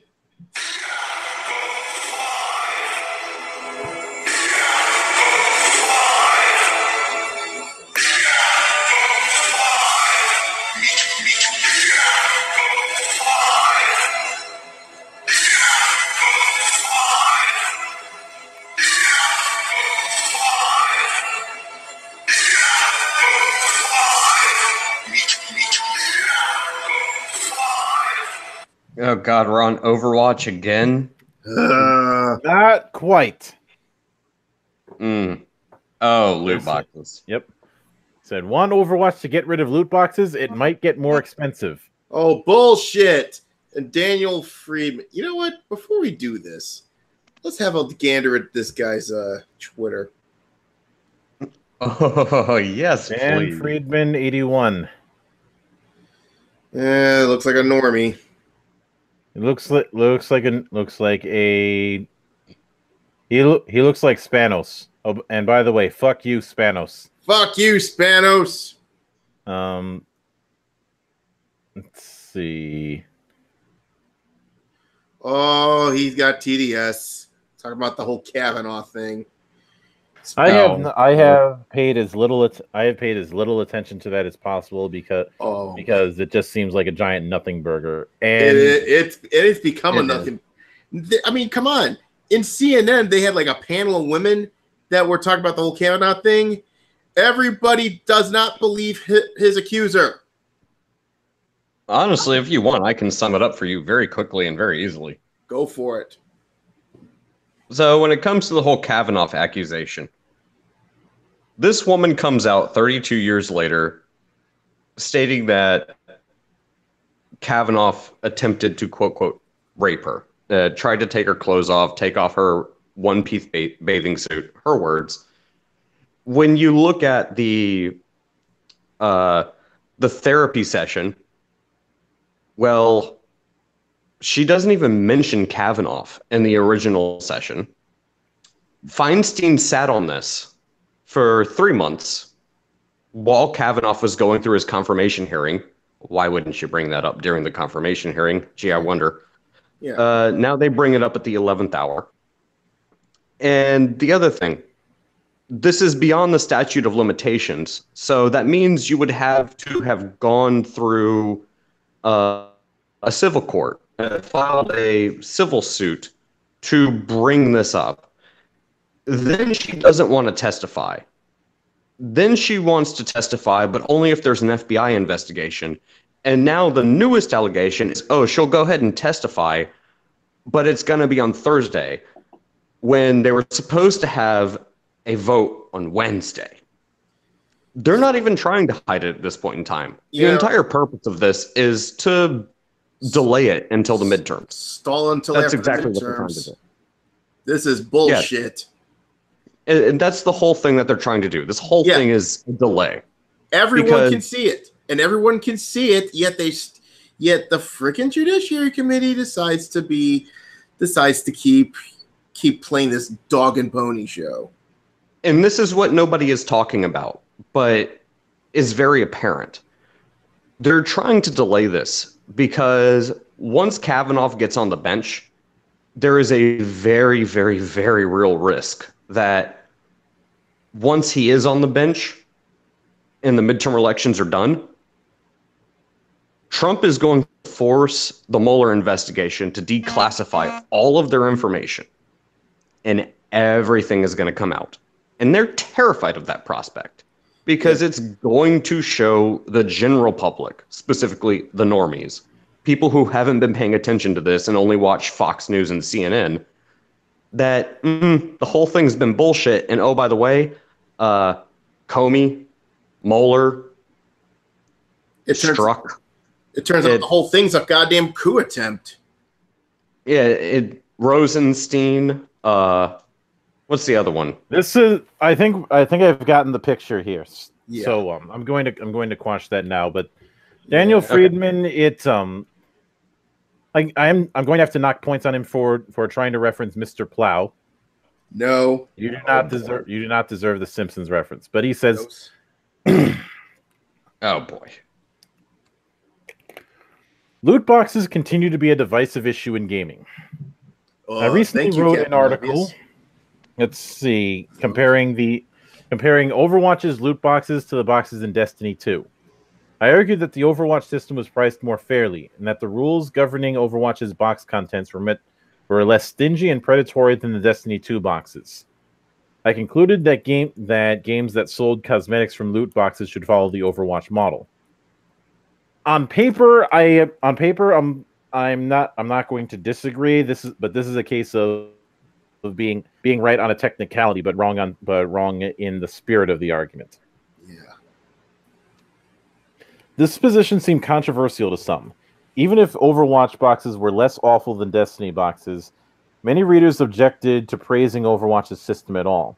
These players would like to see randomized loot boxes eliminated from all the games that use them, and presumably replaced with an a la carte purchasing for skins and cosmetics, where you only buy the specific items you want. Which is reasonable. Yeah, so what everybody would ask for. Hell, that's the exact thing that Digital Extremes fucking does. I don't have to buy some random box in order to get if I wanted to get a new Warframe. And anything that you could buy with microtransactions is accessible in-game. It might take some time and a bit of grinding, but it's not impossible. And to be honest, most of the people will buy anyway simply to support the devs.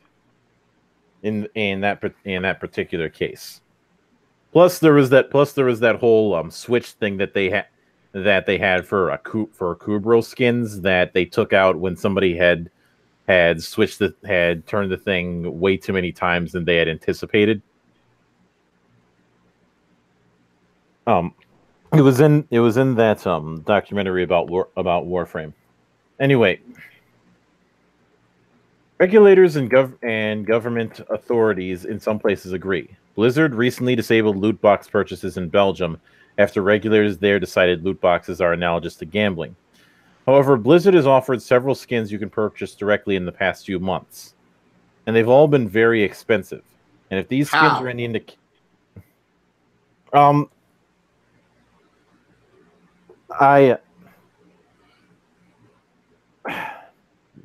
that seemed. Anyone smell special pleading here? Yeah.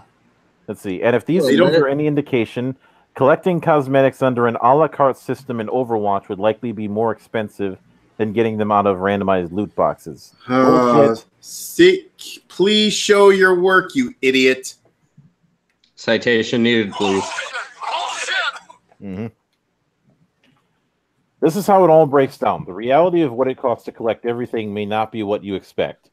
So we're gonna go full on math nerd here because that works so great for this kind of situation. Looking at you, Panthers. Oh boy. And I'm not talking about football. I'm talking about hockey. Oh yeah. Oh god. Their fuck ups created the Golden Knights run to the Stanley Cup playoffs. Yeah, and caused every single one of us to eat a bag of shit for doubting them. Exactly. Also, Caps won. Just saying.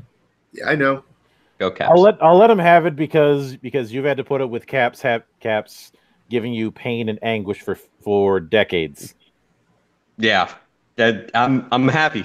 I'm not even gonna hide it. I'm up until this. happy. Let me ask you this: up until this point, would you get triggered if I bring up the Penguins or the Rangers? No, I wouldn't because don't get me wrong. I hate the Pens. I hate the Rangers for taking Brashear.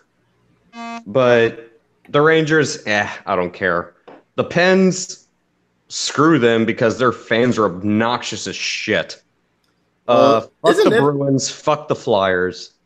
But hey, you know what? We won the Stanley Cup, so they can all go fuck themselves. But then again, isn't any Pittsburgh fan base tend to be like that? Yeah, generally.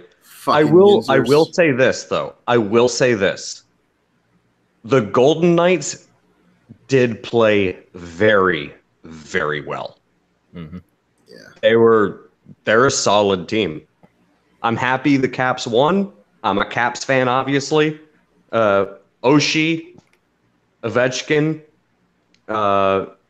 Holtby, fucking love them. But damn, the Golden Knights were good. They had me worried there for a minute. Yeah, I'm surprised you forgot Kuznetsov, the guy that likes to make that Flappy Bird thing. Yeah. And anyway, let's move on. Understanding Overwatch's economy. Overwatch cosmetics come in 4 rarity tiers. The common tier includes spray images that can be tagged into walls and voice lines. Rare includes poses for victory screens, player icons, and skins that use the base character model but change the color scheme. The epic tier contains skins that are a bit more complex. Did somebody? You have editors. Why aren't you have editors. Why aren't you using them? Yeah, spell check, please. And may feature new textures or minor model changes, as well as emotes like laughter animations or dances and highlight intro animations. The legendary tier includes skins that dramatically change the appearance of the character, as well as a few very elaborate emotes. Yeah, except here's the problem with all. If I don't see Tracer slapping her ass, I don't want it. Here's the problem with all those tiers, though. Even with those tiers, you still have no idea of what you're getting. And Blizzard has been fighting tooth and nail against several countries who have demanded that they post the odds. Yeah, then the fact that why can't you just make it? Why don't you just make it obtainable in game where you can earn this shit and not pay a single fucking money? You technically can earn loot boxes through gameplay, but that's a moot point. Because you sometimes get a currency called credits. Bundles of credits can be rare quality. You can use credits to buy any of the other cosmetics. Buying an epic like an emote or a highlight intro costs 250 credits, and buying a legendary skin costs 1,000. except again, because you have no clue about what you're getting. This is completely moot. Let's see. Each loot box contains 4 items, and Blizzard sells them in bundles. The larger the bundle, the cheaper the cost per box. If you want to buy 2 to 5 boxes, the smallest packages, they cost $1 each. However, you get 11 boxes for 10, 24 for 20, 50 for 40. You also get a free box every time you earn 20,000 experience points and gain a level while playing, which takes about an hour for most players. Here's the thing. The reason why I personally have always had an issue with loot boxes is that they are a system built to infuriate because of how many duplicates and the sheer amount of stuff that's going to get in the way of what you actually want. You can also get 3 extra boxes each week by winning 9 matches in arcade mode, which features a rotating set of variations on regular Overwatch plays, such as deathmatch or low gravity modes. Many players have earned hundreds of hours on Overwatch over the last 2 years, and therefore have earned hundreds of free loot boxes. Again, I don't care if it's free or it was. Somebody once asked me, would I hate loot boxes if they were all free and you could only buy them with in-game currency that you couldn't spend real money on? And the answer is yes, because even in those situations, the sheer amount of stuff that's going to be in the pool of loot boxes is built to frustrate. At least 1 item in each box will be rare or better. Epics appear every 3 to 5 boxes. Legendaries appear every 13.5 boxes, according to Blizzard's regulatory disclosures to Chinese officials. Blizzard releases most of its new cosmetics as part of events. There are 6 events in Blizzard's calendar. Goes over the events. Each event adds 6 to 8. Let's see. It's just going over the odds things. So what does it cost to get all the stuff? Previous articles have discussed Overwatch loot box mechanics in depth, but the crucial thing to know is that in July 2017, Blizzard made a major change to the way loot boxes work. You should no longer get duplicate copies of stuff you already had unless you owned every item of the same type on that rarity bar. Except this dramatically reduced the number of boxes you need to open to collect all the skins in an event. Previously, each time you got a legendary event skin, it was chosen from the full set of skins, including the ones you already had. If you got a duplicate, it was exchanged for 200 credits. That was a bad outcome for your legendary drop, and statistically, you are likely to see a lot of those outcomes. Well, that's the problem when you're playing odds with this kind of shit. Yeah, the odds look like some. It seems like the lottery has better odds than that. Mm-hmm. And he's arguing that in order to get all the stuff in a single event, you would have to open hundreds of boxes, which meant spending hundreds of dollars. You think? Mm-hmm. Gee, surprise. Let's see. No wonder the gambling commissions want them to have a license for that shit. Because you have the odds are worse than the goddamn lottery. Yeah, and like I keep saying, this is built to infuriate. Now I will give the devil its due. Compared to other offenders, Overwatch is the lesser evil. It has other issues, like how ridiculously toxic its community can get. And I don't mean toxic in a he said a bad word. I mean the guy who tells you to follow a certain set of directions and then bitches at you for following directions, or demands that you play a certain character who you don't main. That's the kind of toxic I'm talking about. Yeah, really. Don't they have a fucking matchmaker system for that shit? You'd think. Even that isn't going to help you because it's still the player problem. So yeah. It's like World of Warcraft. You're better off playing with a guild. Although I remember somebody making that argument during my run with the Old Republic, and here's the thing: I was in a guild at the time, and I still got shit.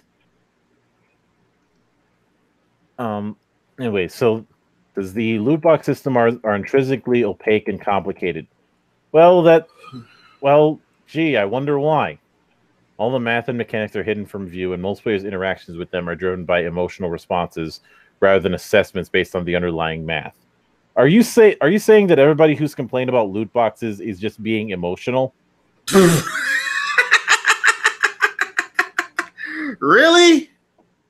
Yeah, I'm asking this question because I want to make absolutely sure that is what he's trying to imply here. Because if it is, fuck him. If it's not, then he needs to run this by an editor again. Yeah, really.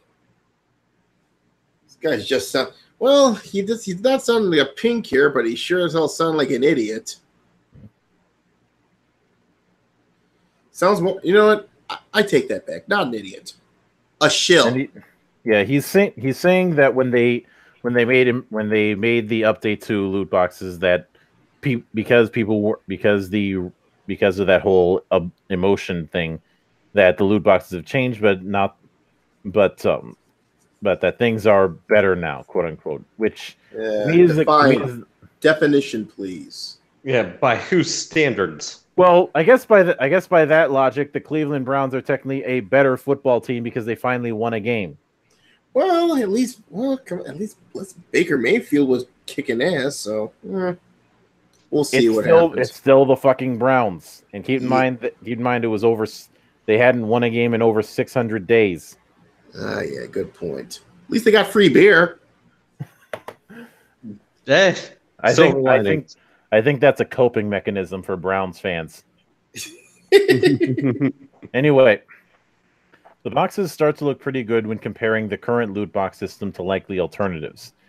The elimination of duplicates makes the outcome of buying a bundle pretty predictable, and there is an effective ceiling on how much you can spend.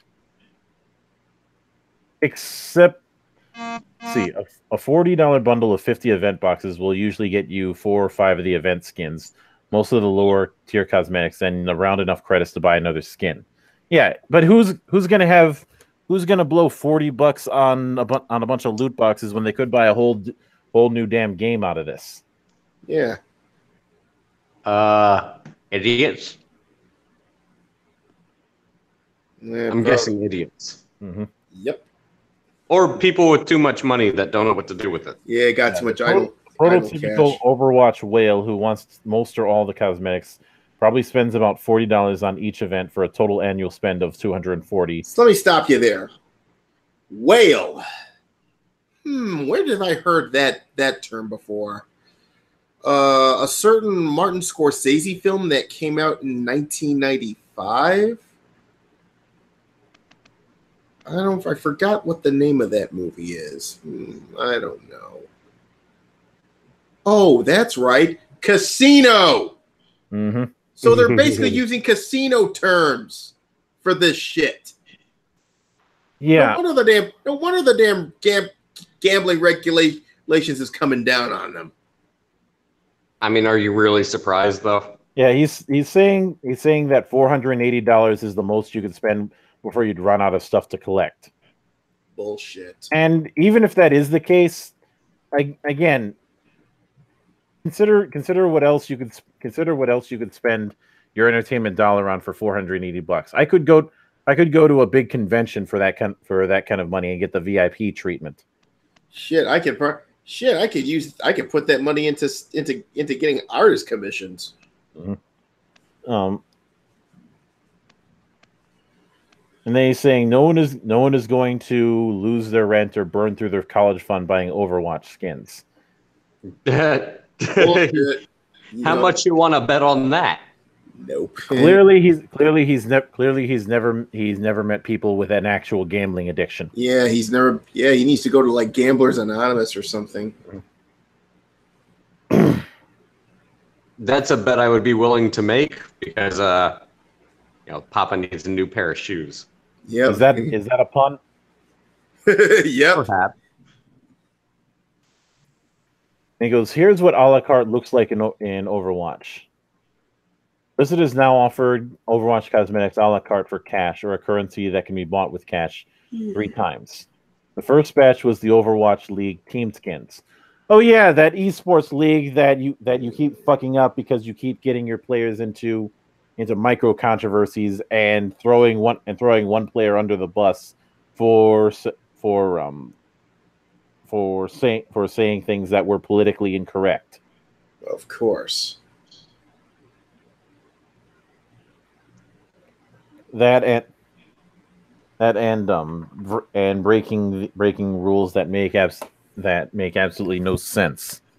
Glink did a mini documentary on the matter, and all of it was because he used because of the use of the try-hex meme and using Pepe. Oh my god! So you're going after people because they use fucking Pepe memes? Oh god! Well, he used the feels birthday man emote, and not only that, so basically, this is the same thing as what WotC did to a fucking game store or revoking their goddamn WPN. Mm-hmm. Anyways, let's see. Most of the skins also stamp some team logos and characters' clothes and equipment. Overwatch League skins cost Overwatch League points, which you can buy for cash or earn by watching Overwatch League games on Twitch. I don't know why you'd want to, unless you want to see some cringy ass shoutcasting. Yeah, or even cringier body painting. Ugh. Yeah, let's just avoid that. Yeah. Let's see. The second release was the Pink Mercy skin. That was an extensive transformation for the character, analogous to a legendary skin. The price was $15, though all the proceeds were donated to cancer research. I'm not so sure about that. I'd imagine that it wasn't all of them, but still, as long as it doesn't go to Susan G. Komen, I'm fine. Oh yeah. Yep. Let's see. Then there was the All-Star Weekend, which took place on August 25th and 26th, which released a couple more skins. When Overwatch League launched, Blizzard gave existing Overwatch accounts 100 OWL points, the equivalent of 1 skin. Other than that, there's been no way to get OWL points from playing. So those were purchasable with cash only, which is trading one problem for another. Yeah, not only that, it's like, another red flag that happens with a company is when they stroke the charity penis. I really hate it when they do that. I don't blame you in the slightest. Yeah. That's basically trying to buy a conscience, and I don't. So there you go. So what if Blizzard got rid of loot boxes? The sales of the OWL skins, the All-Star skins, and the Pink Mercy gave an idea of what a la carte Overwatch economy might look like. Suppose instead of loot boxes, the legendary event skins were just sold for 200 points each. That seems a likely price point since all-star skins are roughly equivalent to legendaries. You could get 2,600 points for $100, so people who bought them in an increment could get the skins for a little less than $8 each. And then it goes on.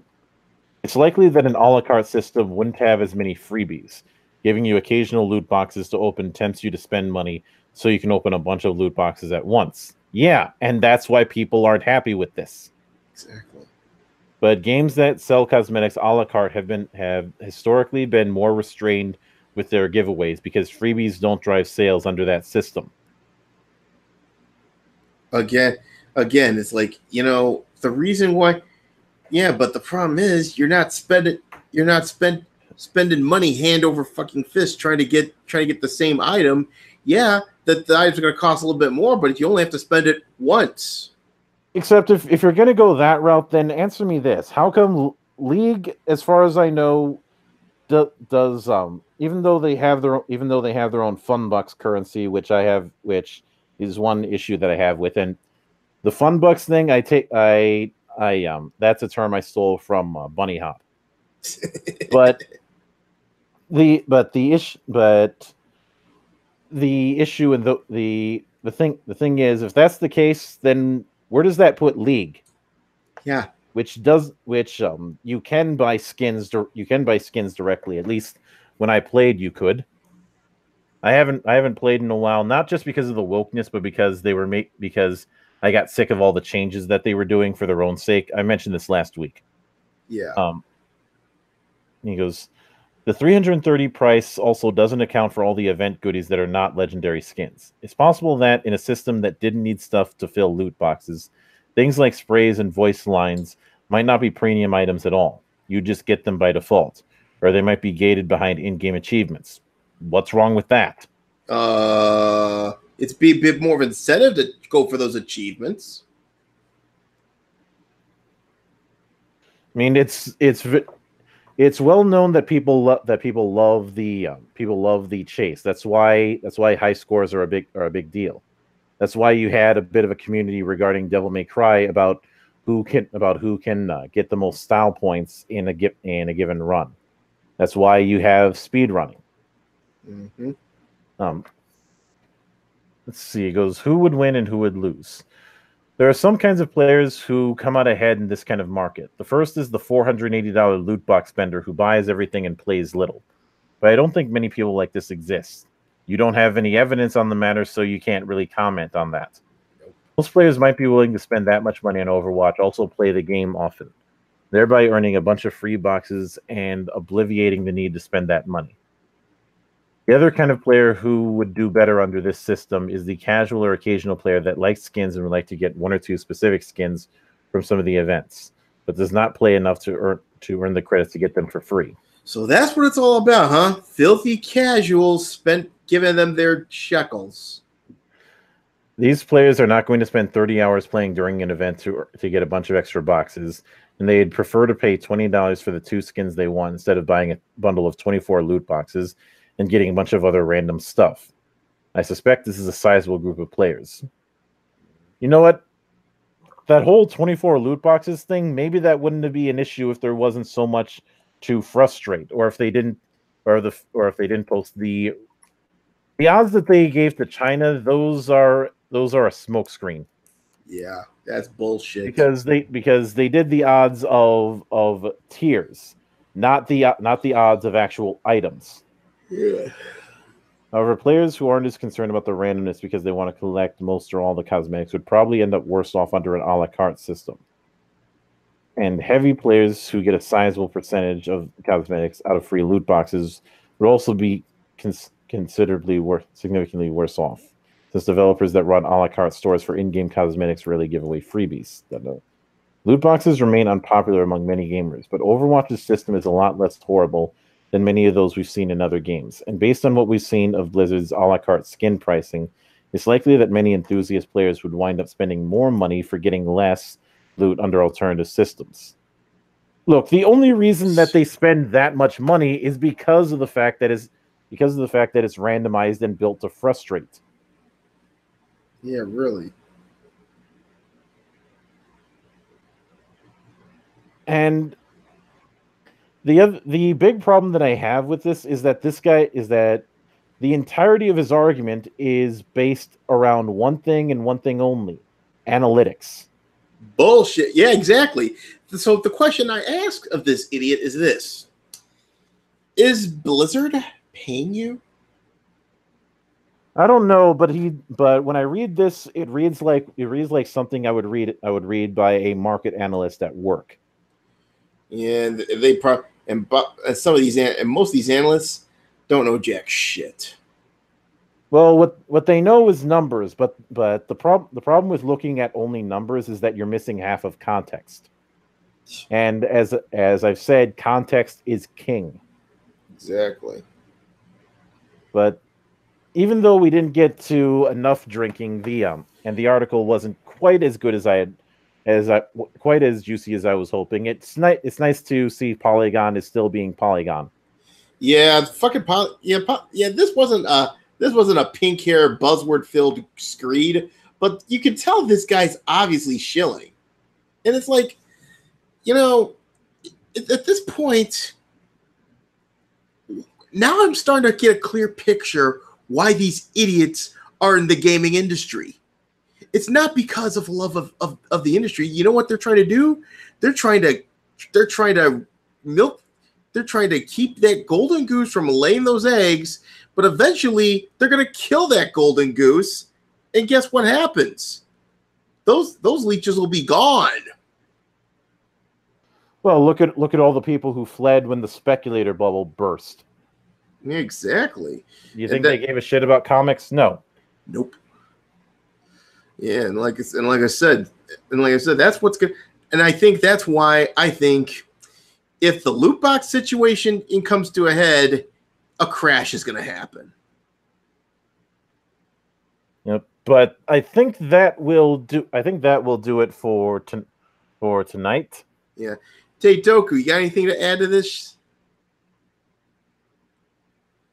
Doku, you didn't drink yourself into a stupor again, did you?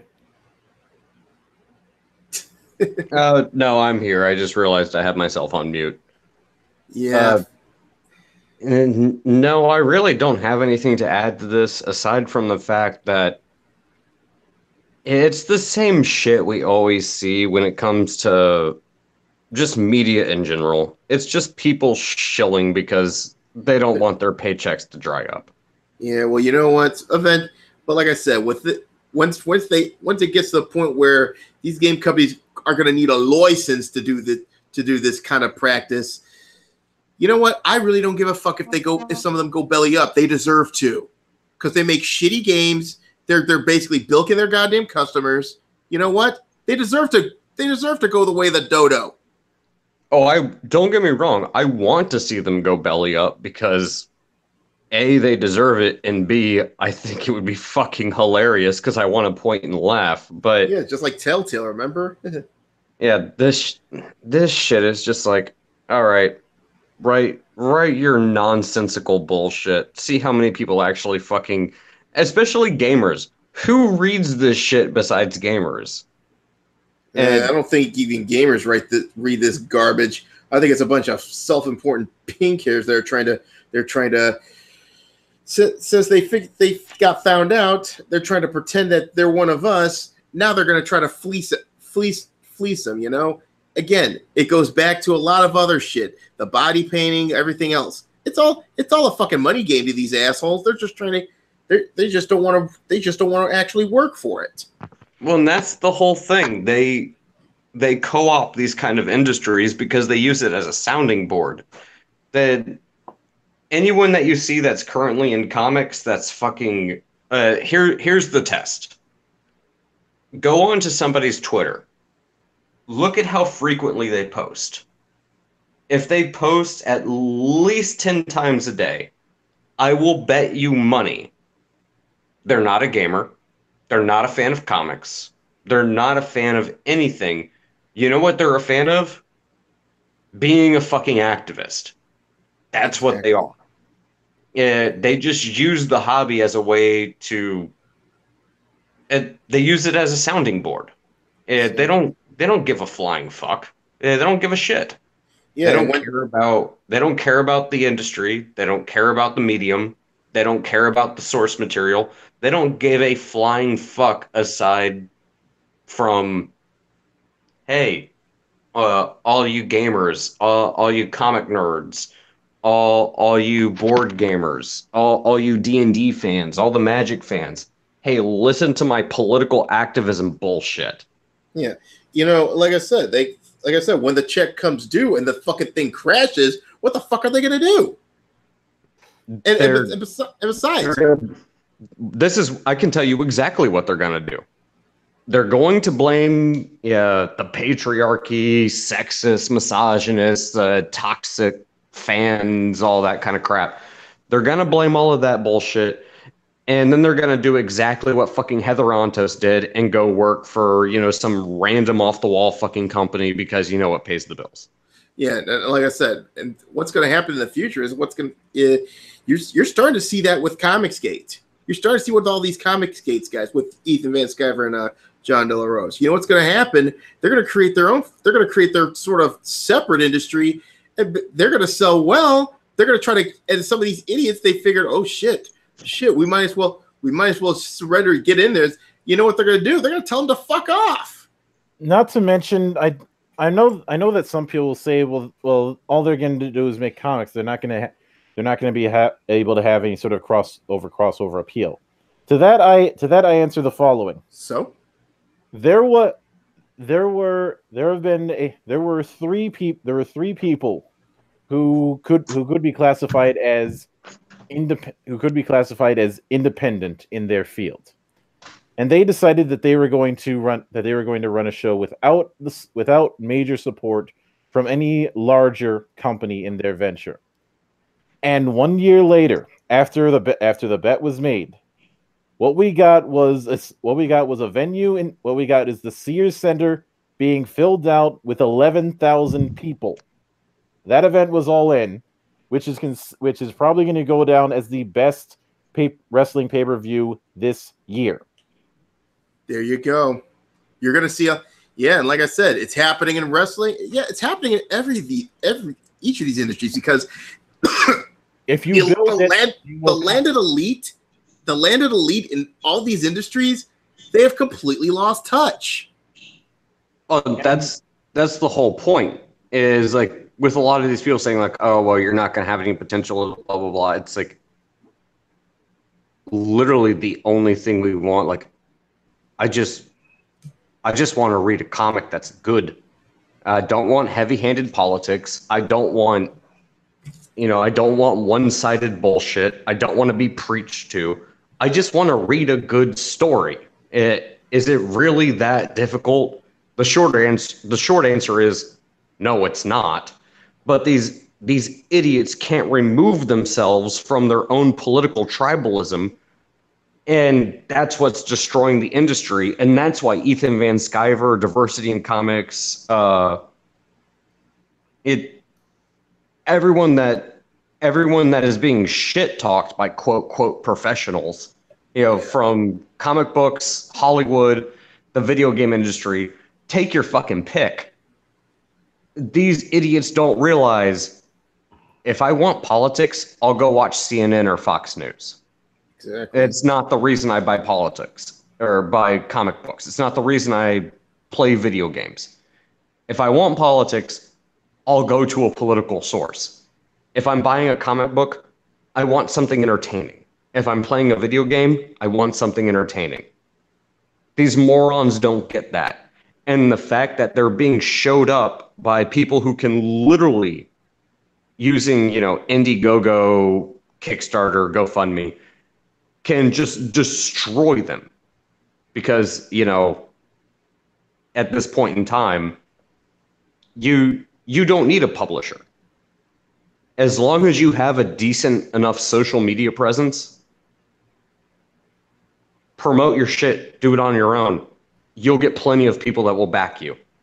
And that's all you need. And I mean, shit. Go write a book. Amazon will publish you. Wattpad will publish you. You don't even need a publisher at this point in time. All you need is a decent social media presence and the patience to sit there and promote your own kind of shit and a little bit of talent. As long as you got that, you're good. I mean, hell, let's be honest. Let's go with the lowest common denominator. If 50 Shades of Grey can get published and turned into a movie, tell me that you can't write a fucking story and at least make a few $1,000 off of it. Exactly. If E.L. James can do it off of one of the worst stories I think I've ever heard, if she can do it, you can do it. All you need to do is one thing. Sit down, do the work, and promote that shit. And congratulations. Social media is a thing. You can promote that shit on your own. You're not beholden to any kind of company. Hell, Trump won presidential office without sucking the cock of the GOP or the DNC. Yeah. If Trump can become president, if E.L. James can get her god-awful fan fiction turned into a movie, you're telling me you can't do anything? No, you can do it if you want to, if you want to put forth the effort, if you want to put forth the work. You can easily do it. The only thing you have to do is put forth the work and the effort. That's it. Yeah, and have a spine made of fucking steel too. Yeah, and again, if people don't like it, this is what the comic industry has not fucking come to realize. And this also goes for Hollywood and the gaming industry. When you get criticism, take it on the chin and keep going. Yeah, really. You're not gonna please everybody. It's okay if people don't like what you do. Like that's fine. I'm sure there's plenty of people out there who are not gonna like what I'm writing. I'll take the criticism and I'll roll with it. I'm sure there's plenty of people out there who are going to like what I write. Yeah, and I'll give you another example. I know I'm thinking putting the horse before the cart before the horse here, but what if I get this thing up to Kickstarter, it does well, and all of a sudden WotC tries to come down on my ass? I'm actually counting on them trying to fuck with me.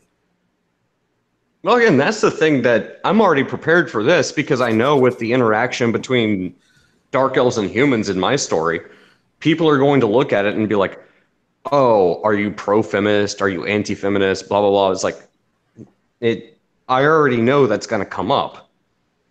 My answer is going to be this. It's a fantasy story. It has nothing to do with fucking politics. It just makes sense for the characters. If you want to make it political and that's what works for you, as long as you enjoy the story, I don't care. You can make it political, but I'm not going to. I'm not going to answer the question. For me personally, I've always had the approach of if you have to ask, you're on the wrong side. Exactly. The other factor is that for stuff like Project Gaia or D20 Revolution, WotC can't touch me. Exactly. Because if they were to try and fuck with me, then they would effectively be trying to fuck with their own open gaming license. Oh yeah. And they would be digging their own graves at that point in time. Well, and like I said, but since the article, well, it didn't have a lot of cringeworthy aspects. I will say this to this shell: put your motherfucking head back down. And also, just for the sake of it, yep, just because.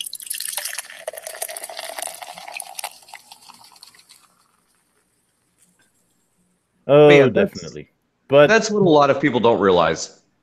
At this point in time, you don't even need to be political. I would actually emphasize, don't be political. Yeah, there are so many, especially in, I guess you can call it the realm of geekdom. Yeah, for lack of a better term, it's become so political.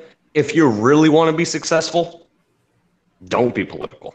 Yeah, keep everything, all of this, keep it relevant with your game. Like if you're discussing political, it's like, you know what, the politics, just keep it like in its own realm. You know what I mean? Like for instance, talk about the political situation in your game, not outside of it. Keep it inside. Keep it inside the universe. Like I said, stay in bounds. Exactly. That's, again, like I said, when it comes to Dark Elves and the story that I'm writing. They're pretty much all female. So yeah, you can guess that if there's somebody with a penis, the fact that they're already very violent and very sexual, it throws throw someone with a penis in there and see what happens. Exactly. And I'm not going to use that same reference again. Yep. Again, that's the thing. But- As long as it makes sense, then it makes sense. But I think we stayed our welcome enough. Now, as far as what's going on the rest of this week, as I said earlier on, I'm hoping to have the Bladebind review done by Saturday. It depending on whether or not I have a case of Lady Luck deciding to fuck with me.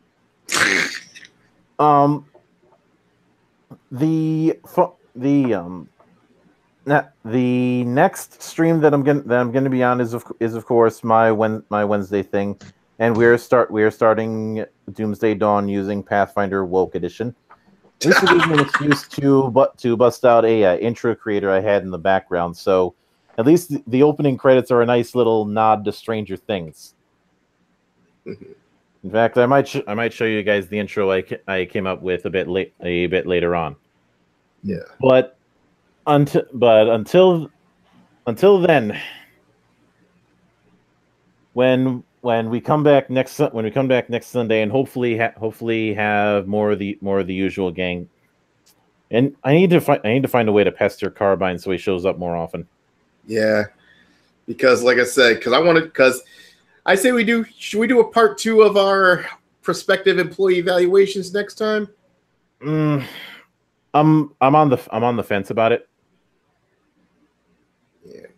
Yeah, That's up to you guys. It seemed like we didn't get a whole lot of juicy until the end of that. But until we meet again next Sunday, same time, same channel. I am Mildra, and on behalf of my good brothers, stay frosty and fuck the Watsy.